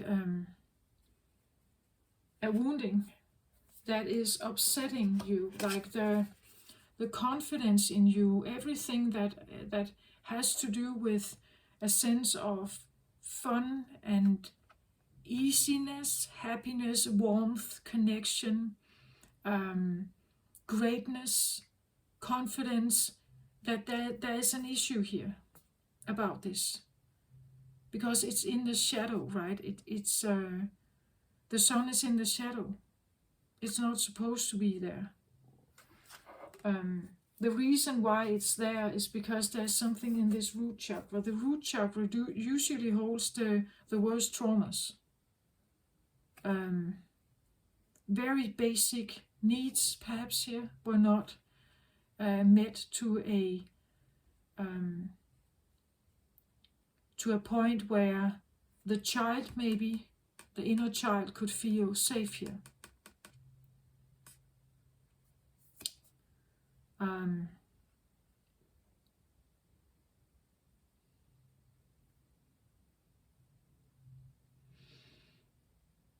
To restore some of this, it says, spend time in nature, sit and stand barefoot in nature, and feel your roots merging with the earth beneath you. Consider your founding beliefs. If they no longer serve you, it may be time to reconsider your priorities of the foundations you live your life by. Be aware of any recurring patterns that may be holding you back. These are themes around home, foundations, physical basis, and responsibility. The healing position is, as I said, the root chakra is at the base of the spine. And the color here is red.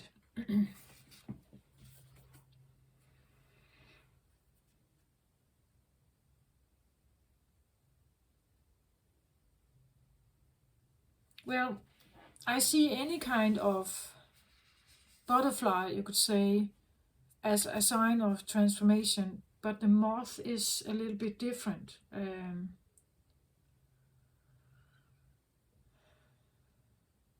The moth is a night creature, so there could be transformation through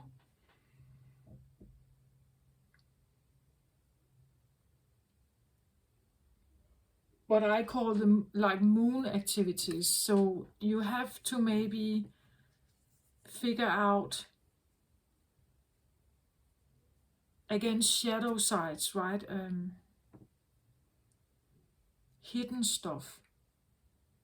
The night activities are dreams and maybe nightmares. Like the moth can be, and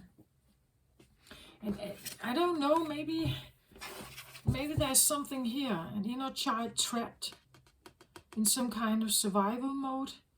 How is she supposed to become the sun then? Here. How is she supposed to build up confidence and be big and beautiful and abundant? And what if she becomes destructive, like over burning? As I said, maybe she's burning too much here.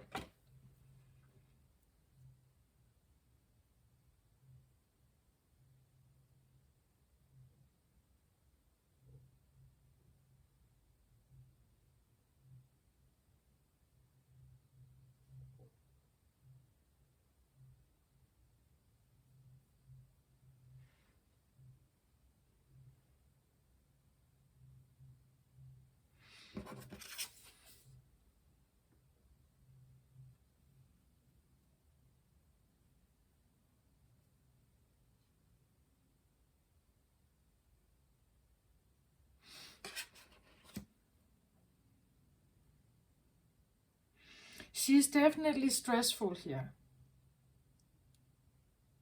She's seeking a relief of stress. Probably inner child things going on here. She has had a difficult time of manifesting, maybe you could say, power or success.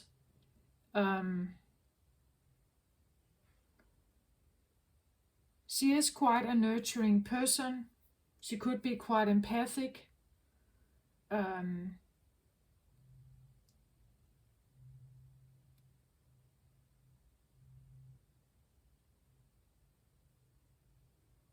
But again, I feel like there could be something about survival things here, a grip of survival that is almost like a haunting or something, right?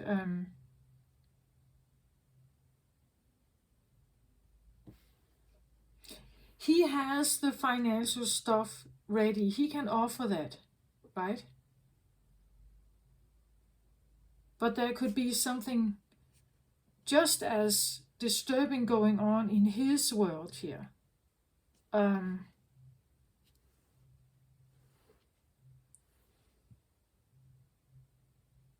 He could have a nurturing nature. He's holding a heart and having loving compassion here. That could also be opposites, right? That he actually understands that she's going through something. That would also be opposites attracting. Like someone is in distress and he's coming in here with an understanding and patience and compassion.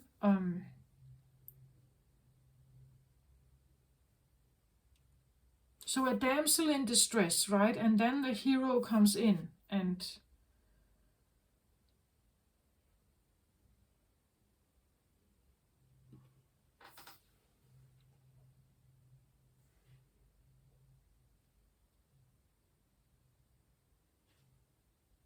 if so, I want to say he really loves her. Like there is something. Why does he love her so much? Why is she so important to him? Like he has a lot of compassion here.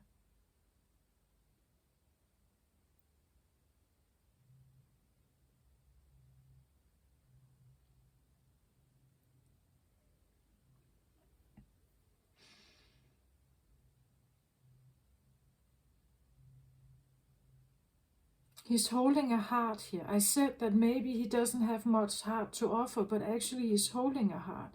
Or he wants to, he wants to.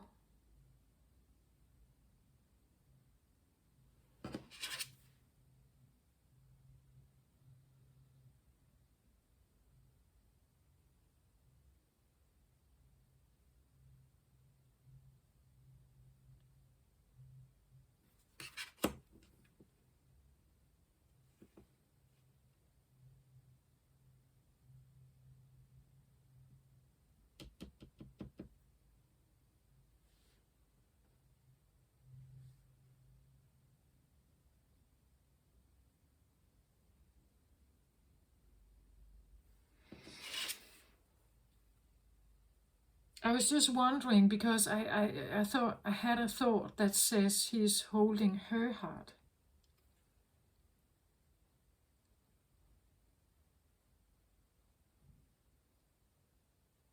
It says here a man holding a heart and a coin. A coin.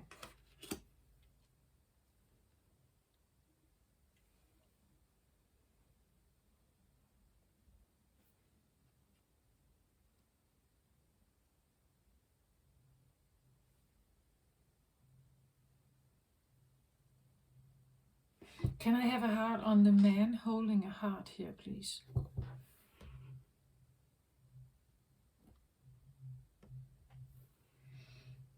All tied up.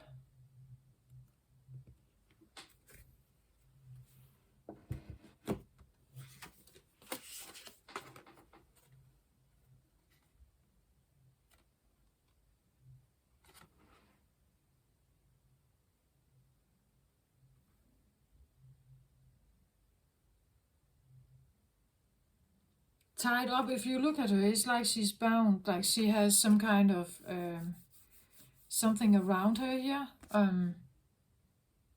Ropes or something, she is tied up.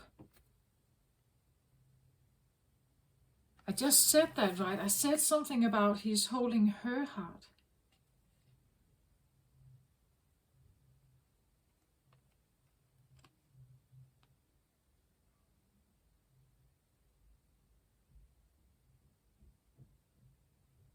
Like Like either he is literally holding her heart and that's why she's tied up to him somehow, or that he does have love for her here, compassion for her, because he sees that she is tied up. He sees that he understands that she is tied up here. He wants to offer her something. I think he's quite patient.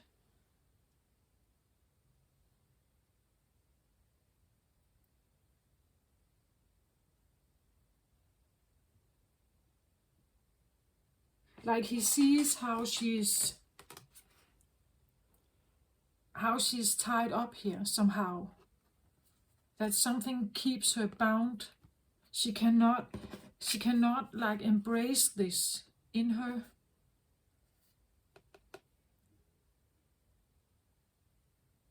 She's chained somehow here. And he has compassion for her situation.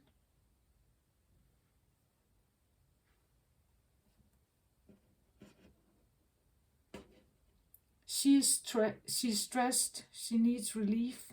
She wants out of a situation.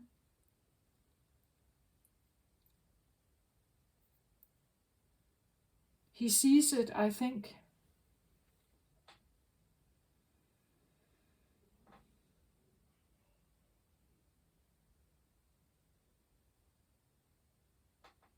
He sees that she has a nurturing nature.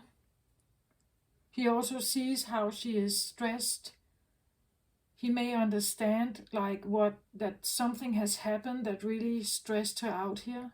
That she has some severe survival things going on. And it ties her up here.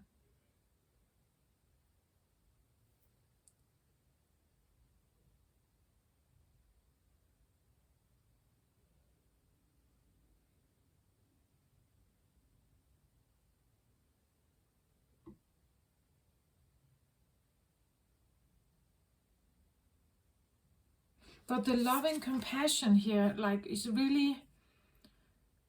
This is the card that changes something for me. It changes... Otherwise, I could actually be wondering whether he is holding her heart, that he keeps her like this somehow. But I don't feel... It's not what... I don't get that from these cards. It's like the loving compassion here is...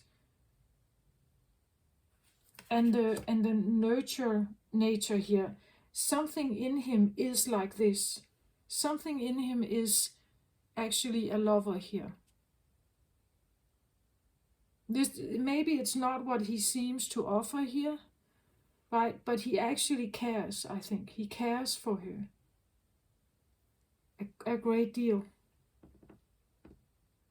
He sees that she is, like a damsel in distress. Like he sees that she is tied up here. He may not know how to help her, right?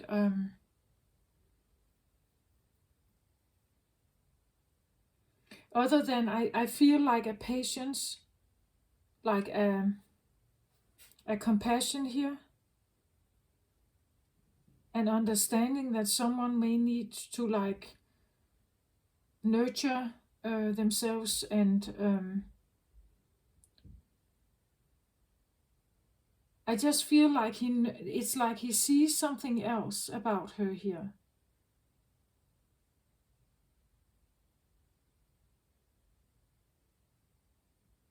Maybe some kind of potential, right? A potential with her.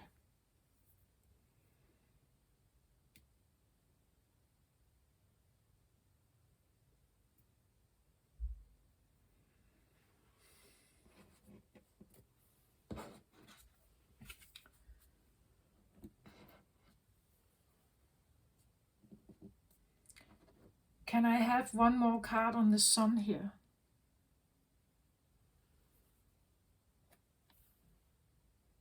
The circle.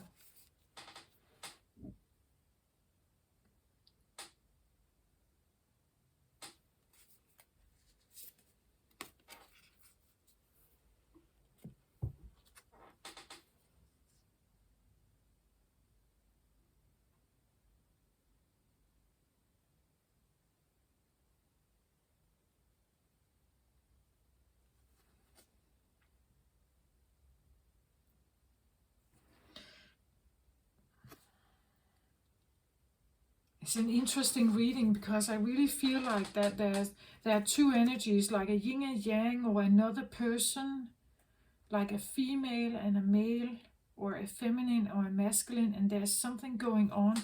Someone very patient over here, cares a lot, I think. He really cares a lot.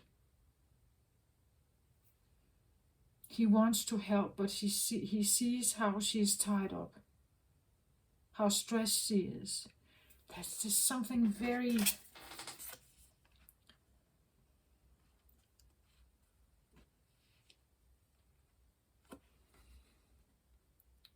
Well, again, the sun, we see it as a cycle, right? We see it as a circle. But then it's like, when I look at this, it feels a little bit like there has been many hands on this sun, right? Like many imprints on this sun. And maybe it's not even her own, right? It can be the feeling of ancestry, that there are many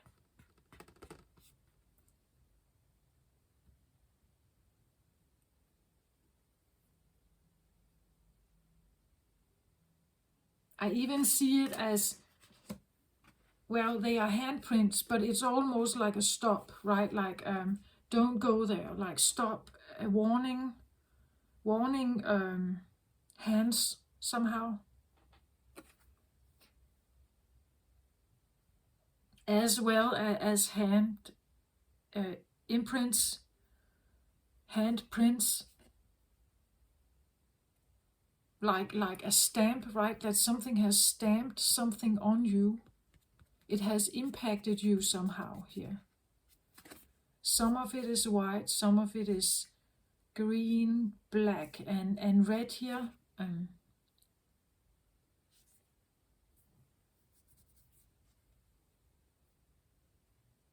The cycle, we can talk about coming full cycle. The sun would be maybe coming full cycle, but I also get the feeling of warnings.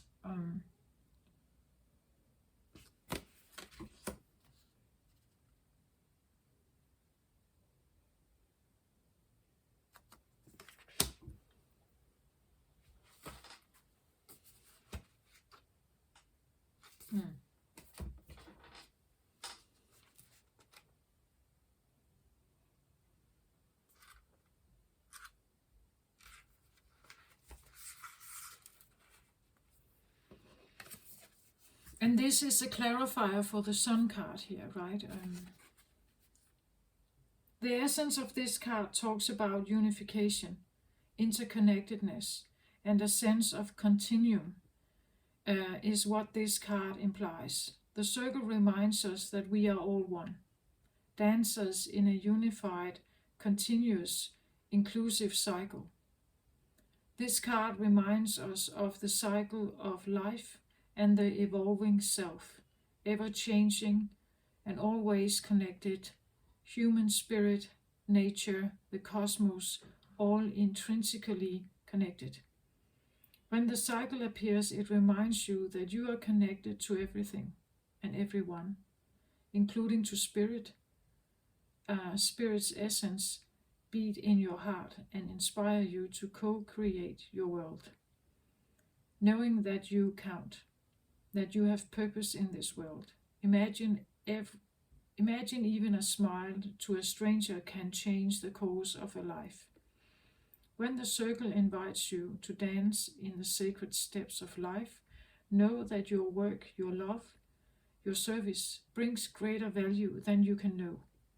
Stay the course, keep dancing, and all will be well. When the cycle comes as your medicine, you are meant to come to an understanding of the importance of decay and letting go, the importance of dying to an old form and being reborn anew. If you are faced with the challenge of loss or disappointment, remember this. In the circle of life, nothing is ever wasted. Love will seek itself again.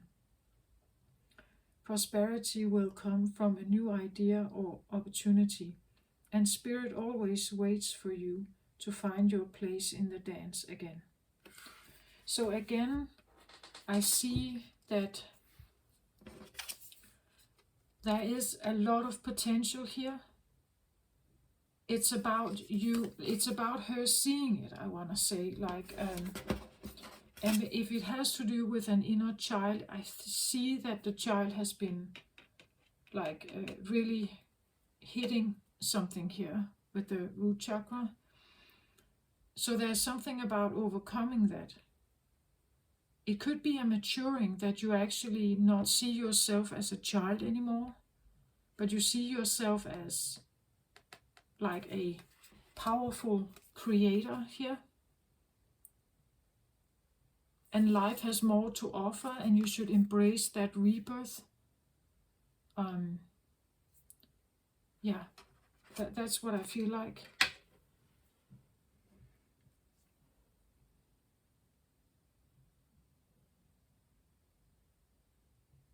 But I still have a feeling of like a mystical creature with this one.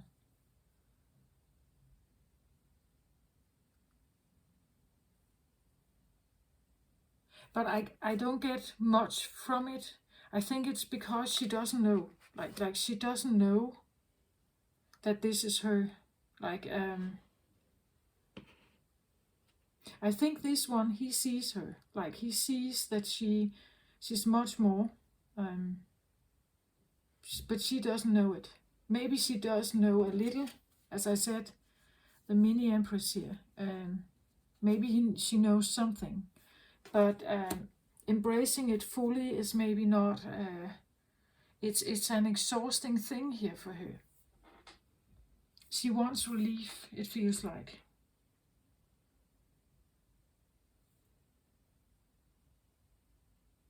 And the relief is maybe something that comes through the rebirth here, right? That the moth is her journey. Like,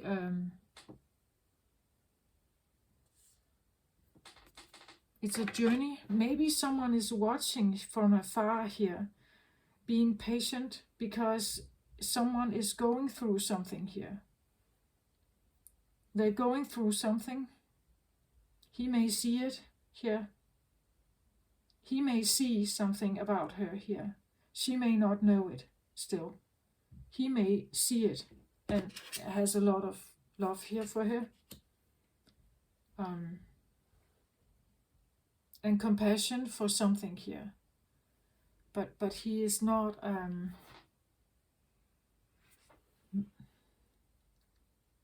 he sees, I think, that she's tied up here in something.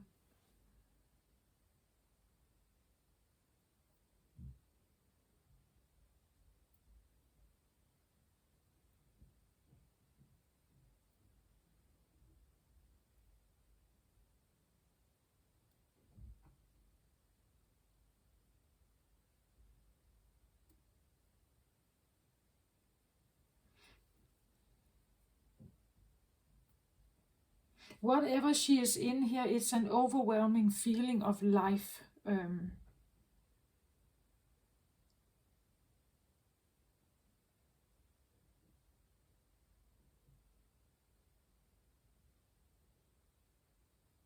someone is quite patiently waiting, perhaps, or just sitting and wanting to offer something.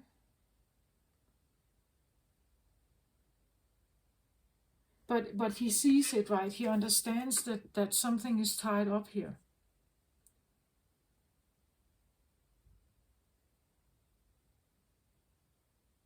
And again, she's standing in the moonlight here. I see it a little bit like the moth, right? That this is her. Like she sees the moth here, all tied up in something.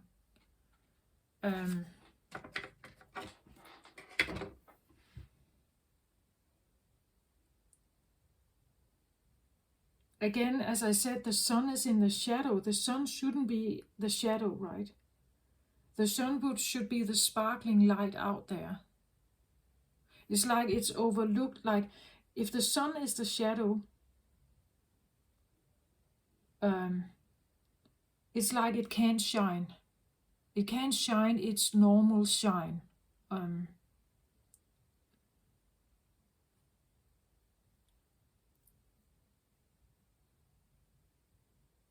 Even though I do think that she does shine, she has a shine to her, but she's not free, I want to say. She's not free to shine and fly off as a moth.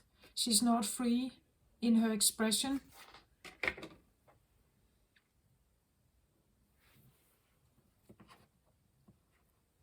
What is the child about, please? Can I have a card on the child? Financial constraint. So definitely a child, or like a conviction with the child here, to be modest, not to.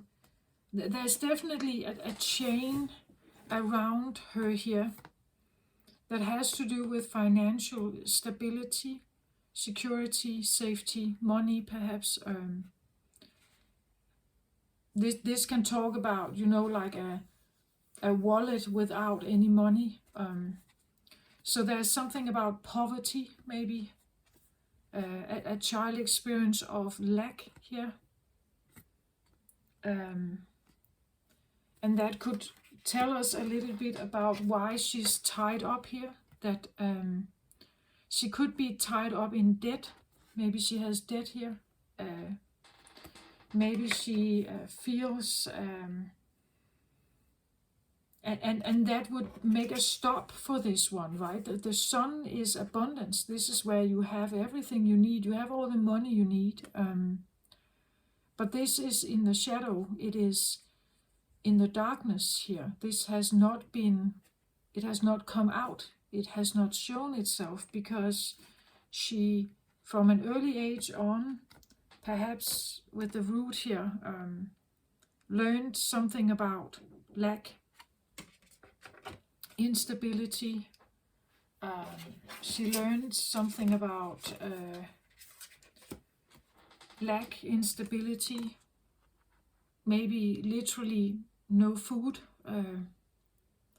not food, not shelter, not, living on the street, maybe homeless. You think things like that. I even said something about inviting in a homeless, didn't I, in the beginning? Inviting in a homeless.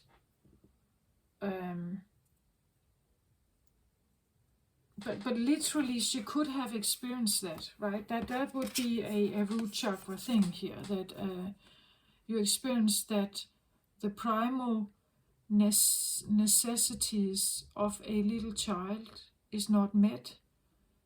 This could talk about, living through war situations, needing to flee your home, or that you couldn't, let's say you didn't have food in the home, you didn't have enough money to turn on the heating, you had no savings, no basic necessities as food and water and warmth and shelter, safety, a sense of that there was no one there, like being alone, being on your own, being alone, something like that.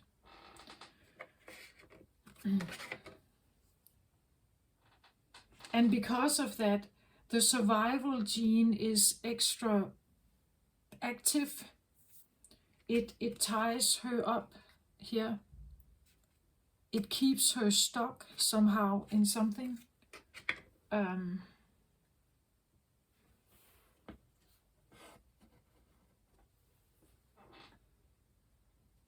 So if she believes that the world is a dangerous place and there's not enough, there's not room for her, she cannot be sheltered, she cannot be taken care of. She's alone, perhaps. Nobody cares or could care. Maybe she is an orphanage, an orphan here. Something like that. Of course, it's difficult to become the sun here. Then you never learned that you could become the sun, that you could be big, you could be abundant, you could be successful, you could overcome that. For now, she is still tied up in something here. But someone here is seeing, and I feel like waiting, understanding, patiently waiting here. Just, I feel like he's not leaving. It's almost like he is, I don't know, a friend, or he's listening. He understands. He has compassion for her situation. He loves her. He cares for her. It's just that he can't take the pain away, right? This is her own journey. This is her own journey. She has to figure this out. What could help her at this time? Can we have a card on this, please? So the King of Michael here, King of Swords, King of Swords, principled, rational, ambitious, respected, wisdom and objectivity are important now. Stay in your integrity, a situation that calls for honest and open communication.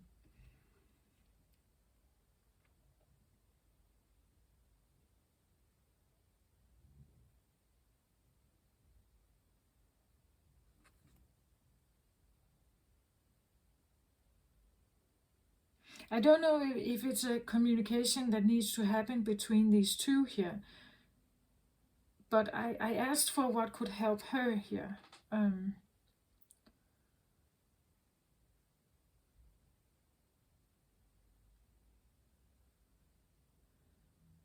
Well, when I look at her, it feels, when I look at him, it feels very much like he's standing his ground, right? Boundaries, crossed arms, like standing his ground. There could be something about boundaries, that she needs to work on her boundaries here.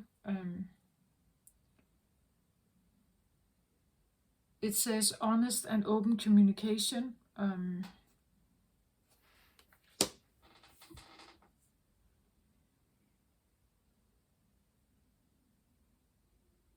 Maybe it is between them, right? That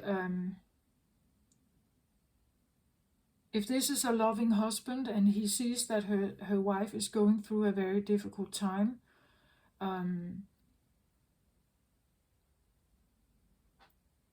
right? It could be that maybe they really need to talk very openly about this and establish some boundaries. But I'm not sure, though. I'm not sure that they are together. I think that he wants to be there somehow. He wants to be there.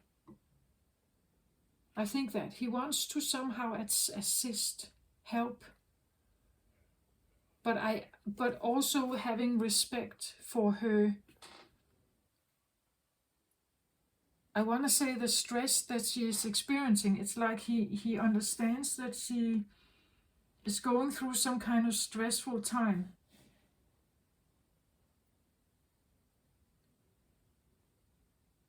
She may need to work on her boundaries here, right?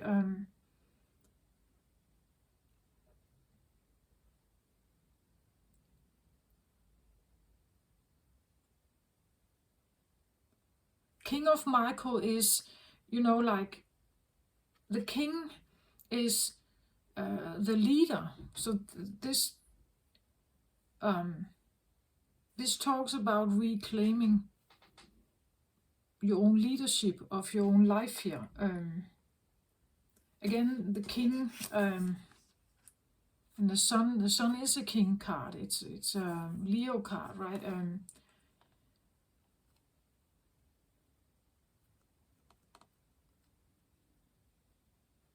Wisdom and objectivity are important now. It seems a little bit like she shouldn't be controlled by her emotions here. Stay in your integrity.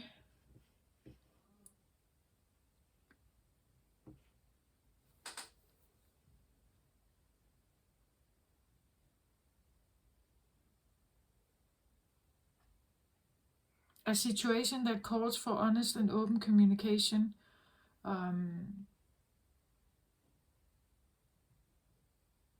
It seems a little bit like she shouldn't be, she is a Queen of Cups here, she shouldn't be caught up in her emotions. She should really be very logical about something here.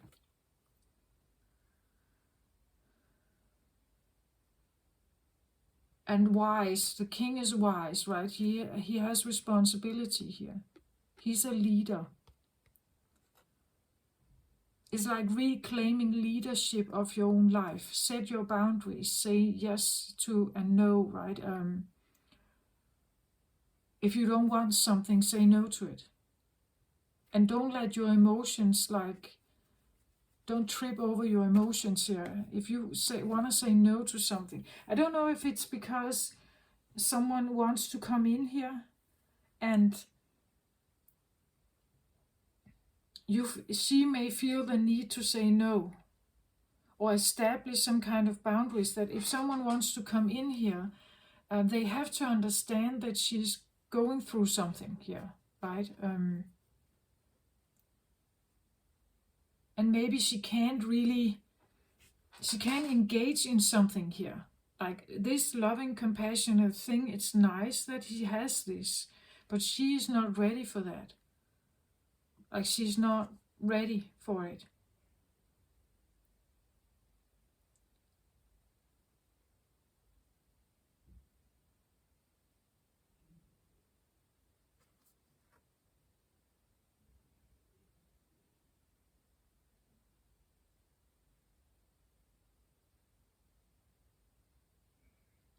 Or at least I want to say these two characters here, they need to be very honest about what's going on here. If he really cares and he has good, genuine intentions with a lot of compassion here, he could be a helper, right? He could be her helper, but it has to be a very honest and open conversation, and he may not like everything that she has to say. Right? If she's sharing something here, he may not like it.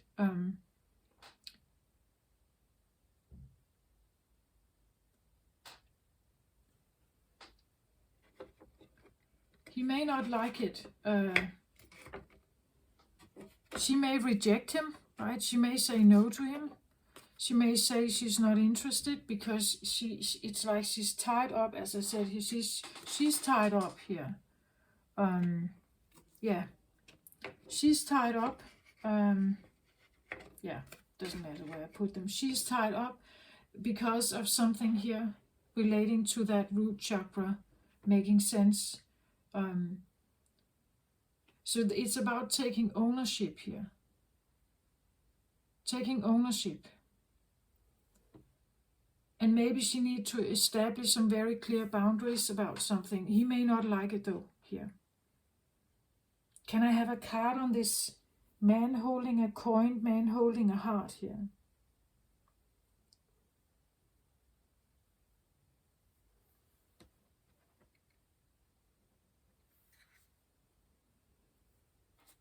The infinite.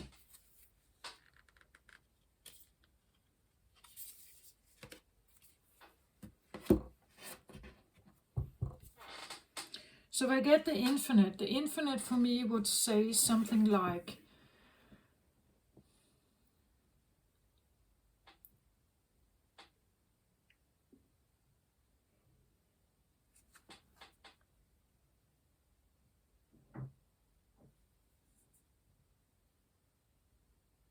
either I want to say it's a person who is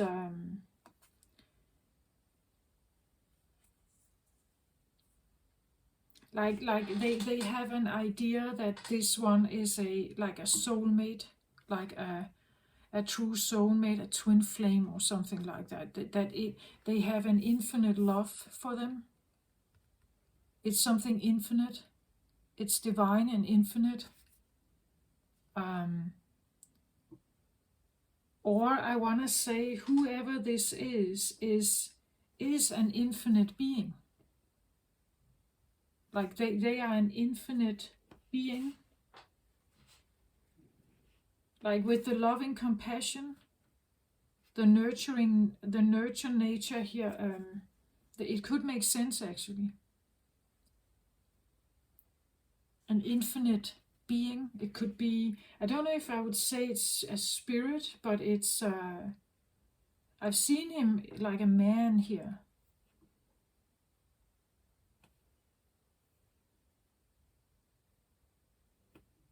I would say a divine masculine, maybe.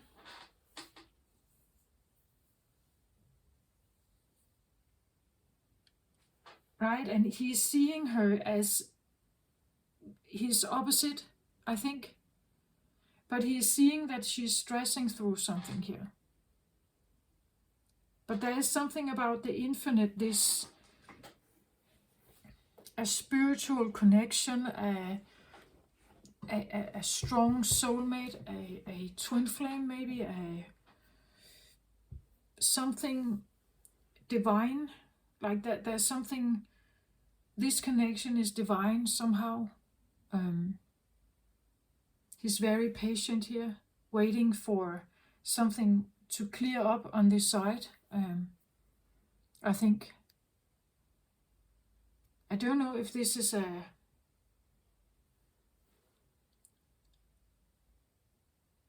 It's interesting because I said like these are the shadow elements here, and I said this is like, I didn't feel like it was a person, even though it has a face here. I don't feel like it's a real human. It feels more like, I said like a sphinx or something, like it's a bit otherworldly.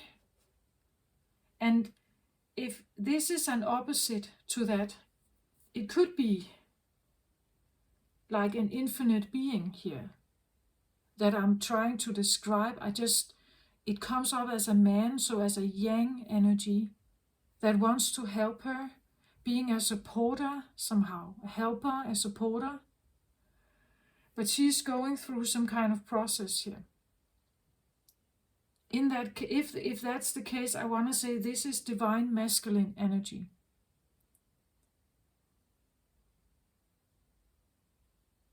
Can I have one more card on the man holding a heart here, please? Man holding a coin. High heart chakra, yeah. High heart chakra is the higher heart sits between the throat chakra and the heart chakra. So this is definitely like someone who has they have been healing. If this is not like an infinite being, a spirit or something here, a spirit consciousness that wants to support this process, I want to say it's someone who has been healing a lot. Like they have not just healed their heart chakra, they are now speaking through the higher heart chakra, which is you would say like we say our higher self. So this is the higher heart chakra, is a sense of there's a divine tune to this, I want to say.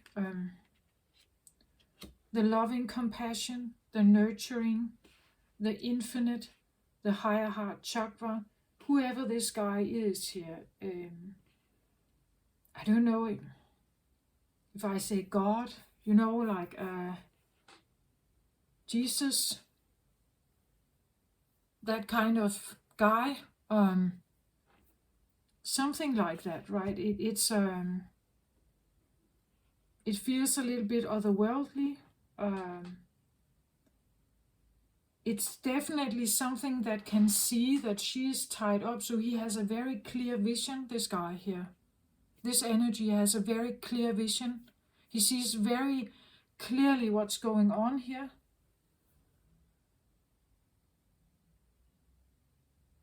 He has a lot of love and compassion and understanding, patience. I feel like he's a supporting energy here for Cancer. He's just kindly and gently trying to support whatever process this is.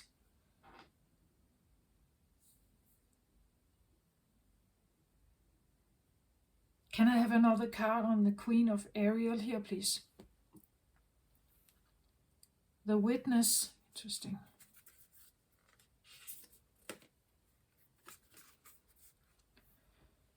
So I get the Witness here. So what has she been witnessing here?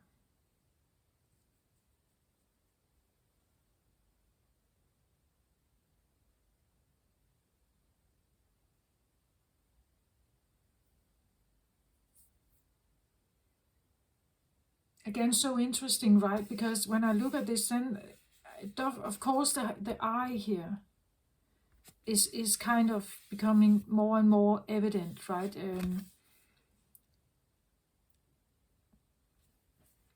She could be an eyewitness to something.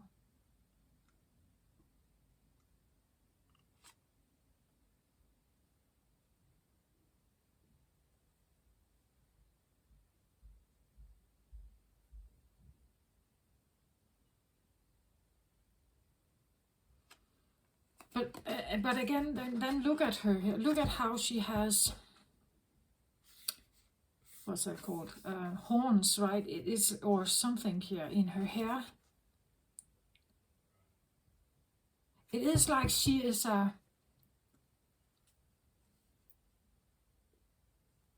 she sees something.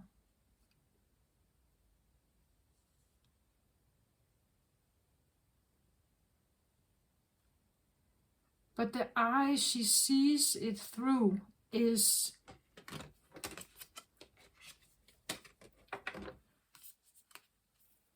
stressed here.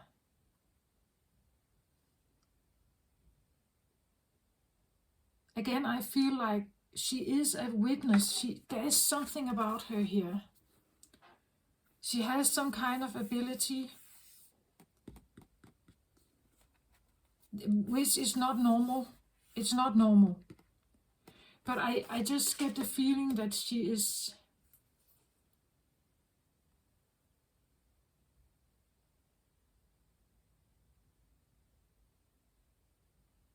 Whenever this eye opens and she sees something,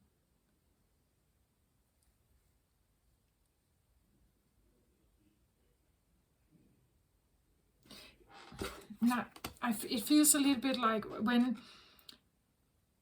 she has a nurturing character about her. As I said, she could be an empath, because the witness would talk about her not just being a healer, but also a witness to what it is that she's healing. So it means that she can't touch anyone without feeling or getting the story herself, right? She becomes the witness of what it is that she is talking to or communicating with, meaning that the problem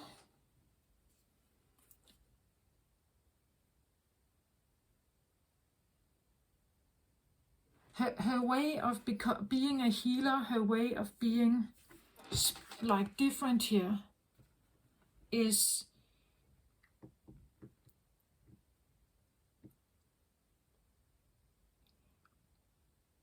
becoming the witness, the eyewitness of something is not always a good thing, is it?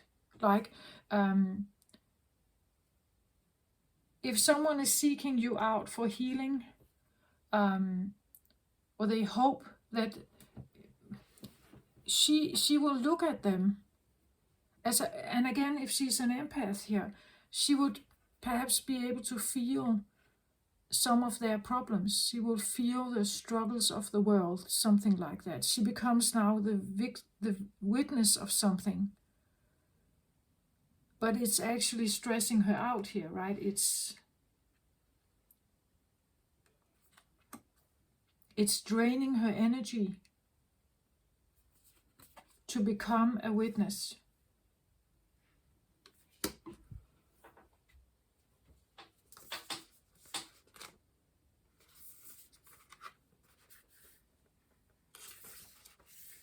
Especially if she can do nothing about it, right?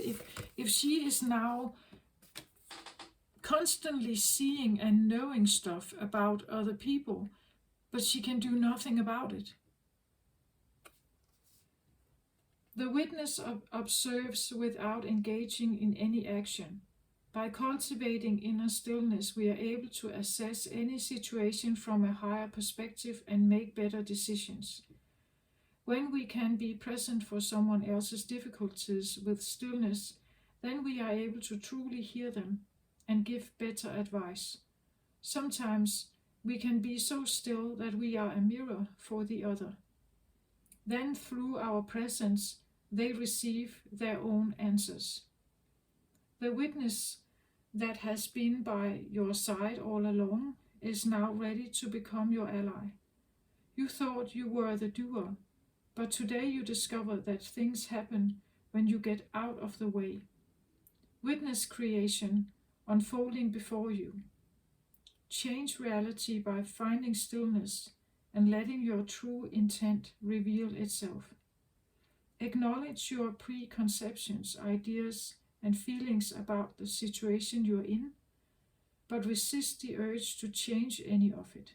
Do not fall back into your controlling patterns. Instead, take a few breaths and connect with the joy of not having to perform. Hold space for the world to keep spinning on its own. Okay, actually I feel like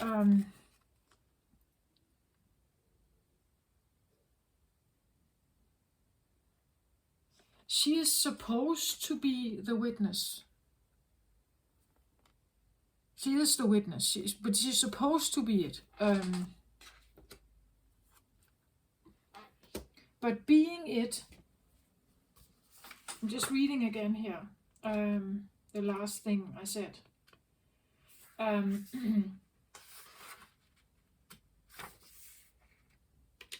The last thing I said,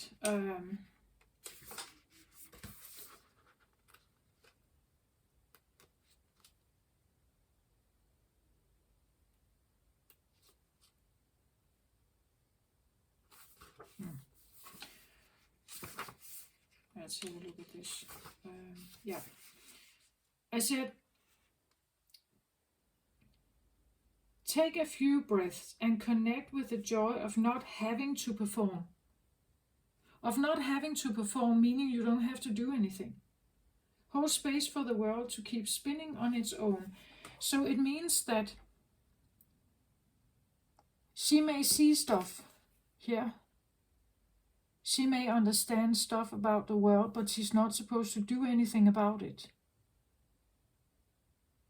She's not supposed to be a doer, right? She's an observer. But being an observer is not getting you bread on the table, right? It's not helping you to feel secure in your life. It's a feminine state of being, but it's not a doer energy. So it may give her a sense of stress if she's supposed to just become the witness here, to be an observer, to be still. Yeah, great. People come around me and I'm still, and then they get their answers. That's all very fine, but what's going to pay my bills here? right? So we have a distressed inner child with the idea of she becoming a witness. She being just, that is her beingness.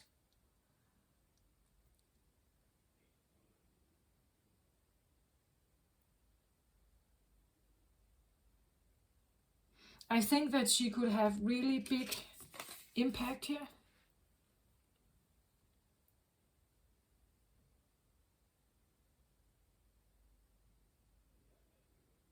Like her ability to be a mirror is extremely powerful, I think.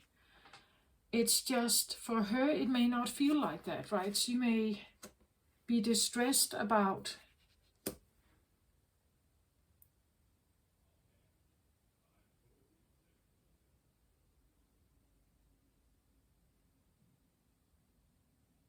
that situation or that fact.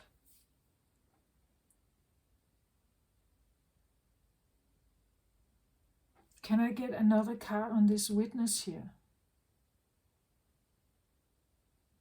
Again, an eyewitness is usually someone who's just there, happens to be there, sees something.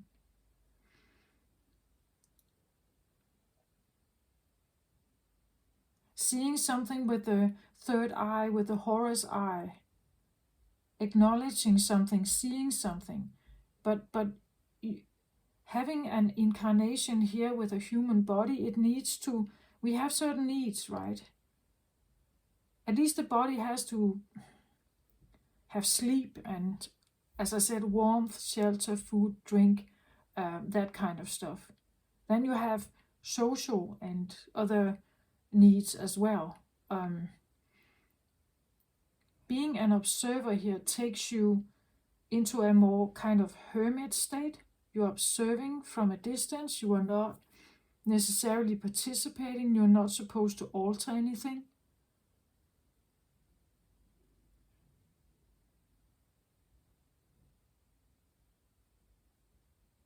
And again, how do I pay my bills with that? How do I get food on the table? How do I sustain myself? Then I need someone to sustain me, right? I need God. I need something to be there. I need the universe to do that. I need a man. I need someone, something.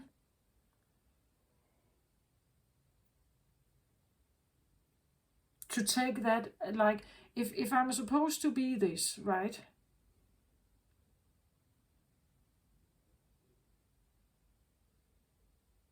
What do I do about my stressed inner child here? One more card on the witness here, please.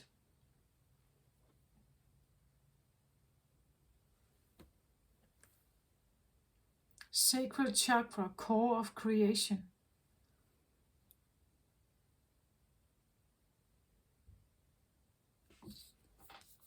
Look at how big the sun is here, right?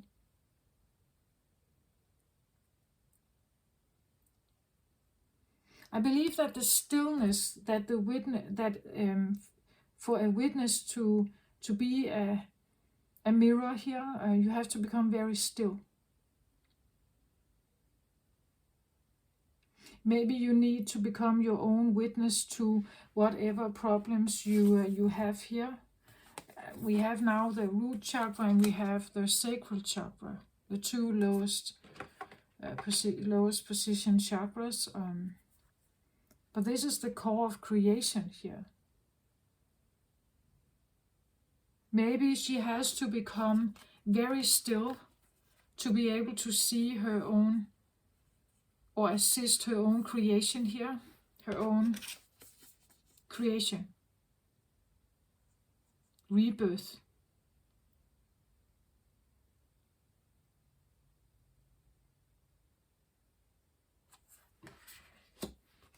It's a very atypical reading.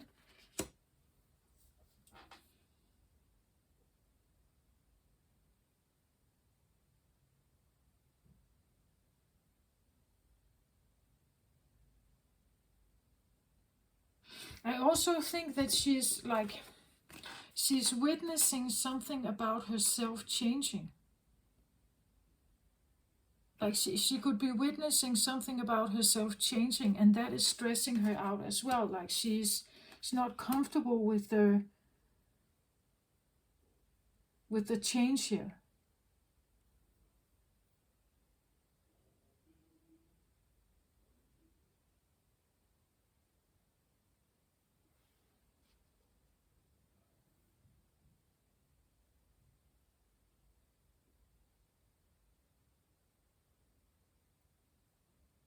One more card on the Queen of Ariel here. Envy. Okay. This card talks about never really feeling satisfied with what you have. That even if you have all of this, you're never really feeling satisfied. You always want a little more.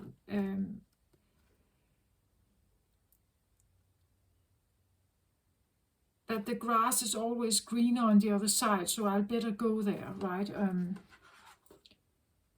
And being put in a witness position here where you are supposed to be still, and that is not really. Again, the envious part would suggest that why the shadow is here, that she wants something, that something in her wants more greatness, right? That it's a thing that can never really be saturated, maybe, like a feeling of always wanting more here. And it can never really be saturated. And maybe she is becoming a witness to her own envy here.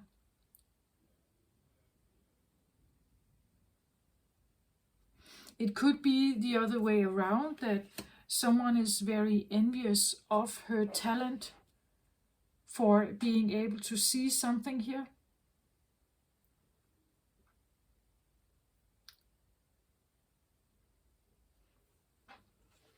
That someone was envious with her, right?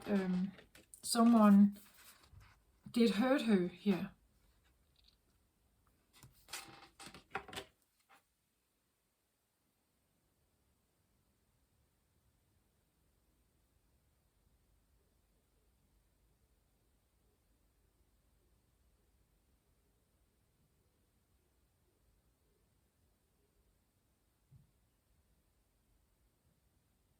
But it could be that she's going through a process where she has become her own witness to what is actually one of the main reasons for her distress. This could be, when I look at this, it feels a little bit like, like the bad stepmother. Someone who was envious of her and blocked, like she blocked the door to abundance, right? That someone was very envious of someone's maybe abilities here, and they stood in the way, right? They stopped the progress. They shut the door, right? And she's going through a process where she's witnessing her own story, perhaps her own distress. But it feels a little bit like the evil stepmother here, right? Who stood in the way, who blocked the door.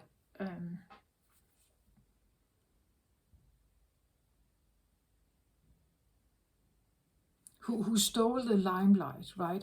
Something like that. But it could be part of herself, right? An influence that she has been under.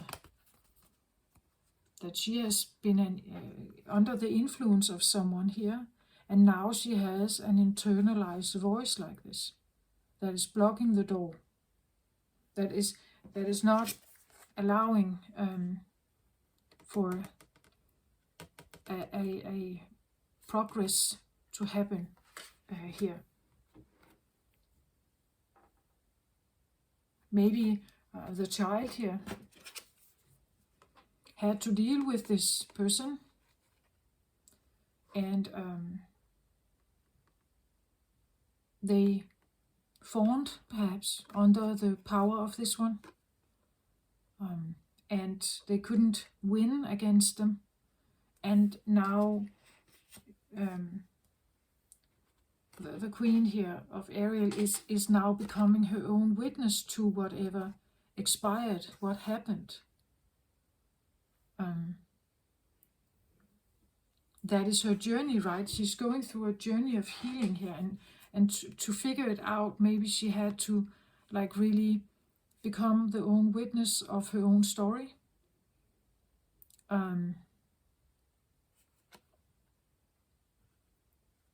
Realizing who she is and that she may have encountered someone like this. Maybe she has even internalized her as a critic, keeping her from ever evolving into something bigger here.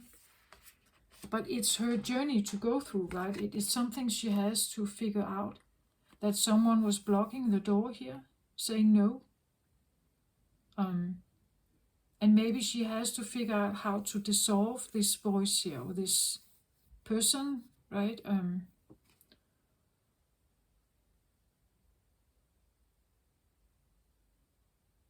Yeah, that's what I feel like. She's watching, she's seeing her own stuff here. I want to put the witness there, I think. She's seeing her own stuff. She's going through a process where she's witnessing all of this in steps, of course. And there's somebody waiting here patiently for maybe a breakthrough or some realization.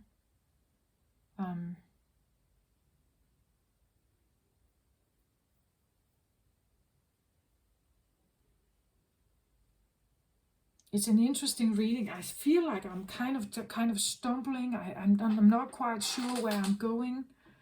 I think it's her. Like it's everything is just so muddy and not easy to. I don't get like these very strong, quick informations. I have a lot of cards on the table also today.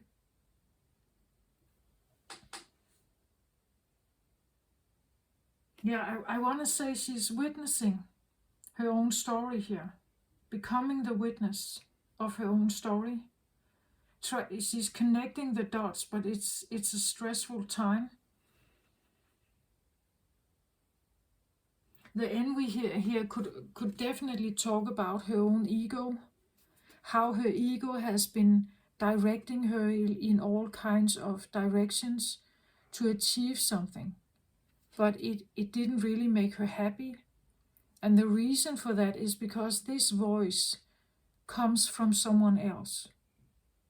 It's not her real voice. And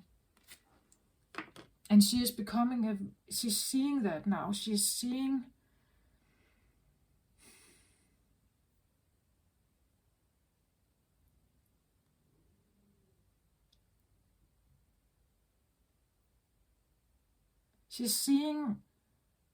how she has been acting, what she has been doing. And again, this one over here, I say it's a she, but it could be a man who embraces a lot of feminine energy, right?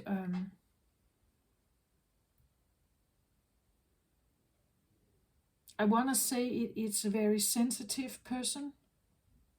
Again, an empath, it can be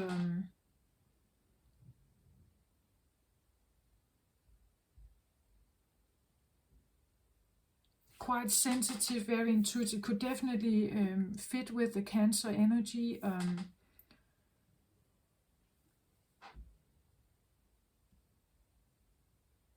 Going through a process where she's witnessing now her own story.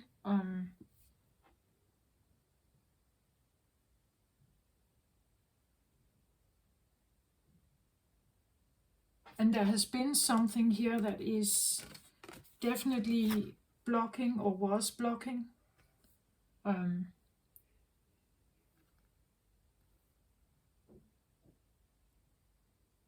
The transformation is going through a transformation, but it's a tough time.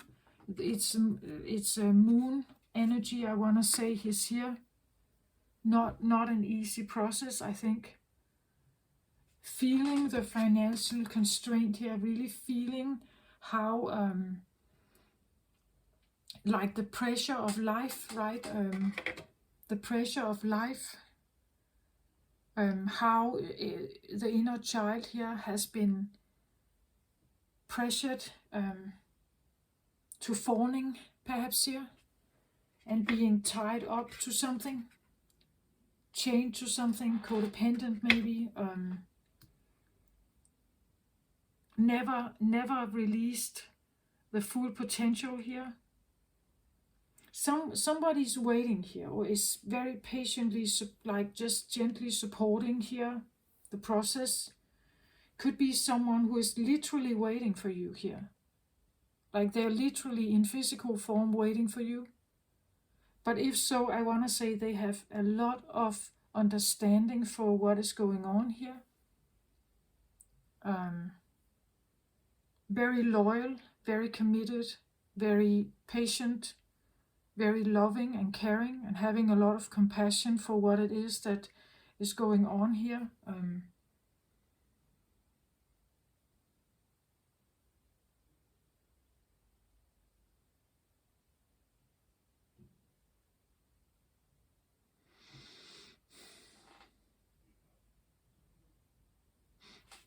I'm not quite sure how to make this a better reading. It feels like whatever is going on here, it's already happening. It's on its journey. She has become the witness now.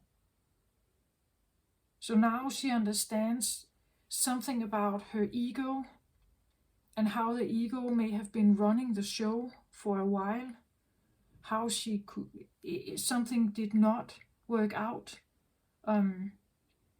The witness here is now also, the advice card is to draw up some very clear boundaries. Be very honest if you communicate with others here about your, be honest with yourself, I want to say. Be honest with the witness here in you. Be honest with yourself. She should be honest with herself, becoming very clear about her boundaries, like taking ownership back. This is the one who stares back at you in the mirror. That's the witness, right? It's something in you that is staring back at you. We could even say that it comes from this here, right? It comes from this. Like now, the child, the child that has been so stressed out and very frightened, has now become this witness here. Is realizing something, and it has to do with the, you could say this is the child, this could be the young woman, right? And this is supposed to be, we could even say this is the maiden, this is the mother, and this is the crone, right? That the crone is supposed to be the full spectrum of her, right? But the witness is now understanding something that the child had no power over. The witness is now listening and hearing and understanding. And then we are supposed to have another evolution here. I just get the feeling it's not there yet. It's not there.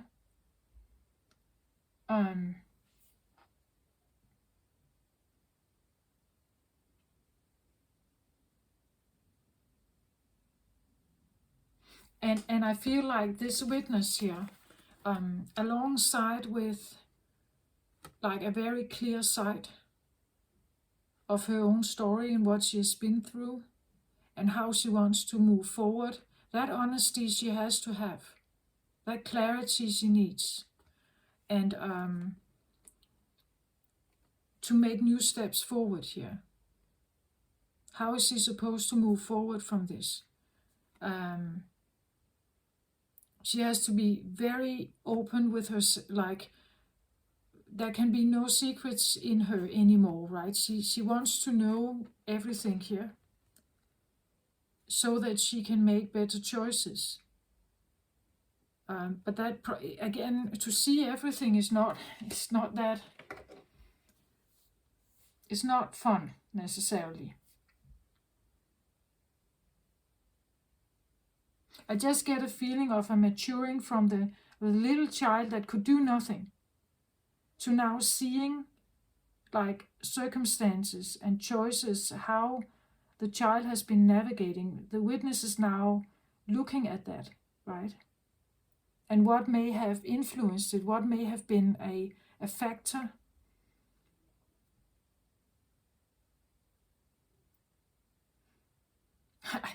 I get a little bit like the evil stepmother in Cinderella, right? That Cinderella lived in the attic with the mice and she had nothing, right? She wasn't given much here. She gave it to the other daughters, and she wasn't even allowed to go to the ball at the castle. She did it anyway, right? But she had help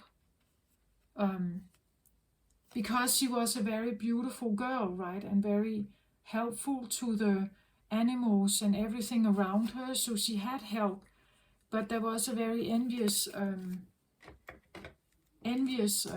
you could say, stepmother, right? Of her beauty. She was kept locked up, and she worked as a servant. She was not really like a full member of the family. Her father and mother were dead, right? This was the stepmother that her father married, and when he died, she was left with her. Yeah, right. It's that feeling. There's this tone to it, like a really down prioritized person. The beauty and the greatness of her here. Her abilities, her abilities to become like really glowing. That was never given. It was never allowed. And she's going through these like understandings. And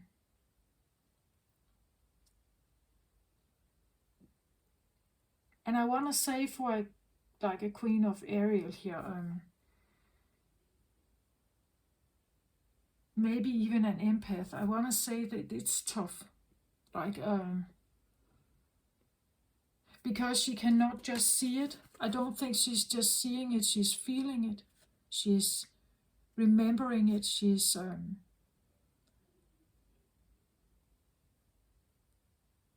not just seeing it like a film in her memory, right?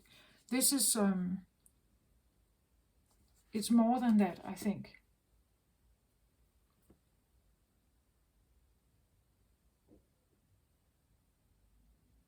But I think it's a maturing process, like from the child to the maiden, from the maiden to the mother, it's said, and then to the crone, right? There's a maturing process here.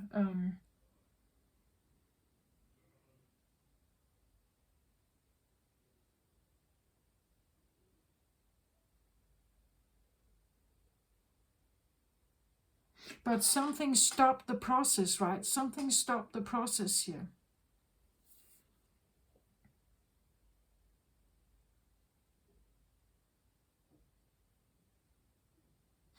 This is what I feel like. I don't know if I can get really closer to this. I just feel like whatever is going on here, if this is you, Cancer, over here, you're going through some kind of process where you are witnessing something about yourself, learning more and more about like putting up your own boundaries, taking leadership back,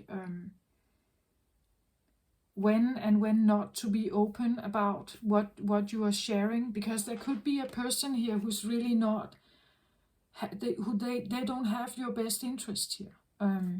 So who are you honest with here, right? becoming very clear and rational, and about what you're learning, the wisdom, the objectivity you're learning here. Find integrity, right?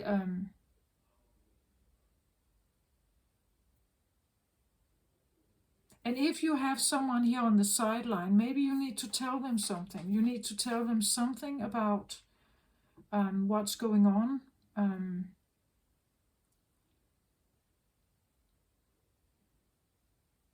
But I feel like this is actually quite patient. They just understand that there's something special about the connection with you. Maybe they are special. As I said, they could be as this one. It's like there is something infinite. It's more than just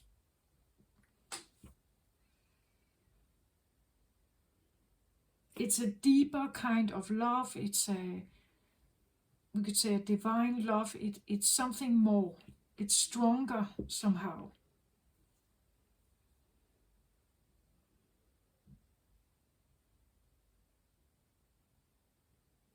Yeah, this is what I have. I hope this helped somehow.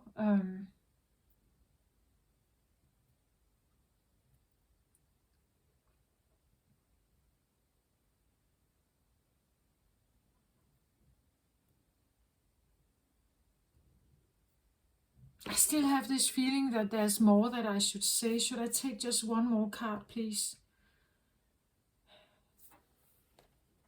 One more card here. The Sacrifice. Well, Sacrifice, and she's actually releasing a butterfly here, right? So a sacrifice is to give something up, even though it's not, we don't get anything out of it. We have put effort into something, and we have to just release it.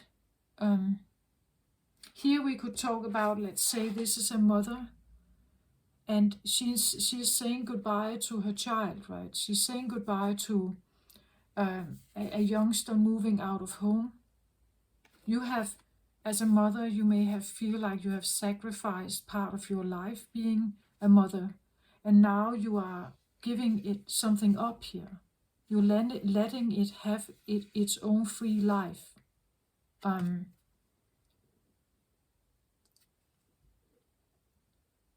Maybe you feel like you have been invested in something for a very long time, and letting it go, surrender to the process and how much time it's taking.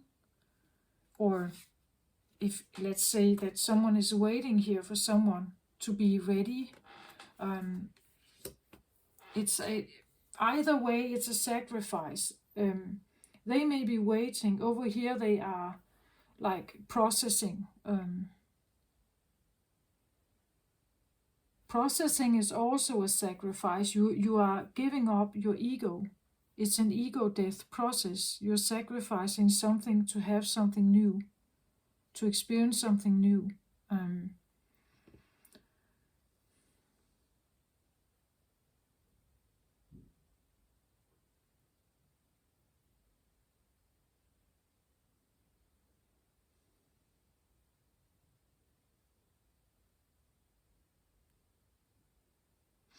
I don't think I can get any closer with this for now, Cancer. I hope this helped somehow.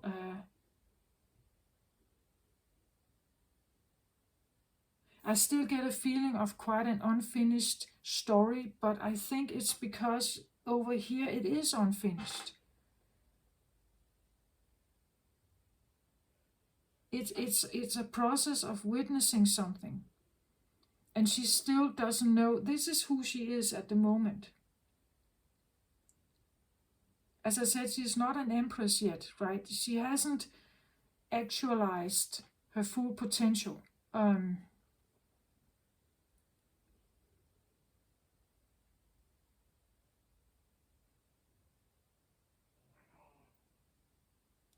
And there's a lot to let go of, I think.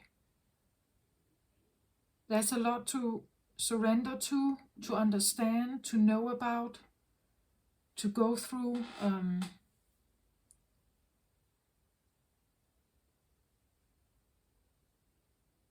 Even the idea, maybe sacrificing the idea that she is a little butterfly, if she is actually a eagle here, right? Sacrificing the idea of being small,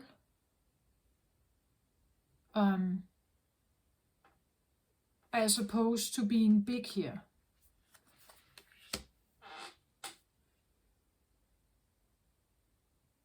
She is no longer a child, right? She is not the child anymore. Maybe she should sacrifice that, the sadness of the child or the pain of the child, right? That it should be healed and let go of, right? It should be released.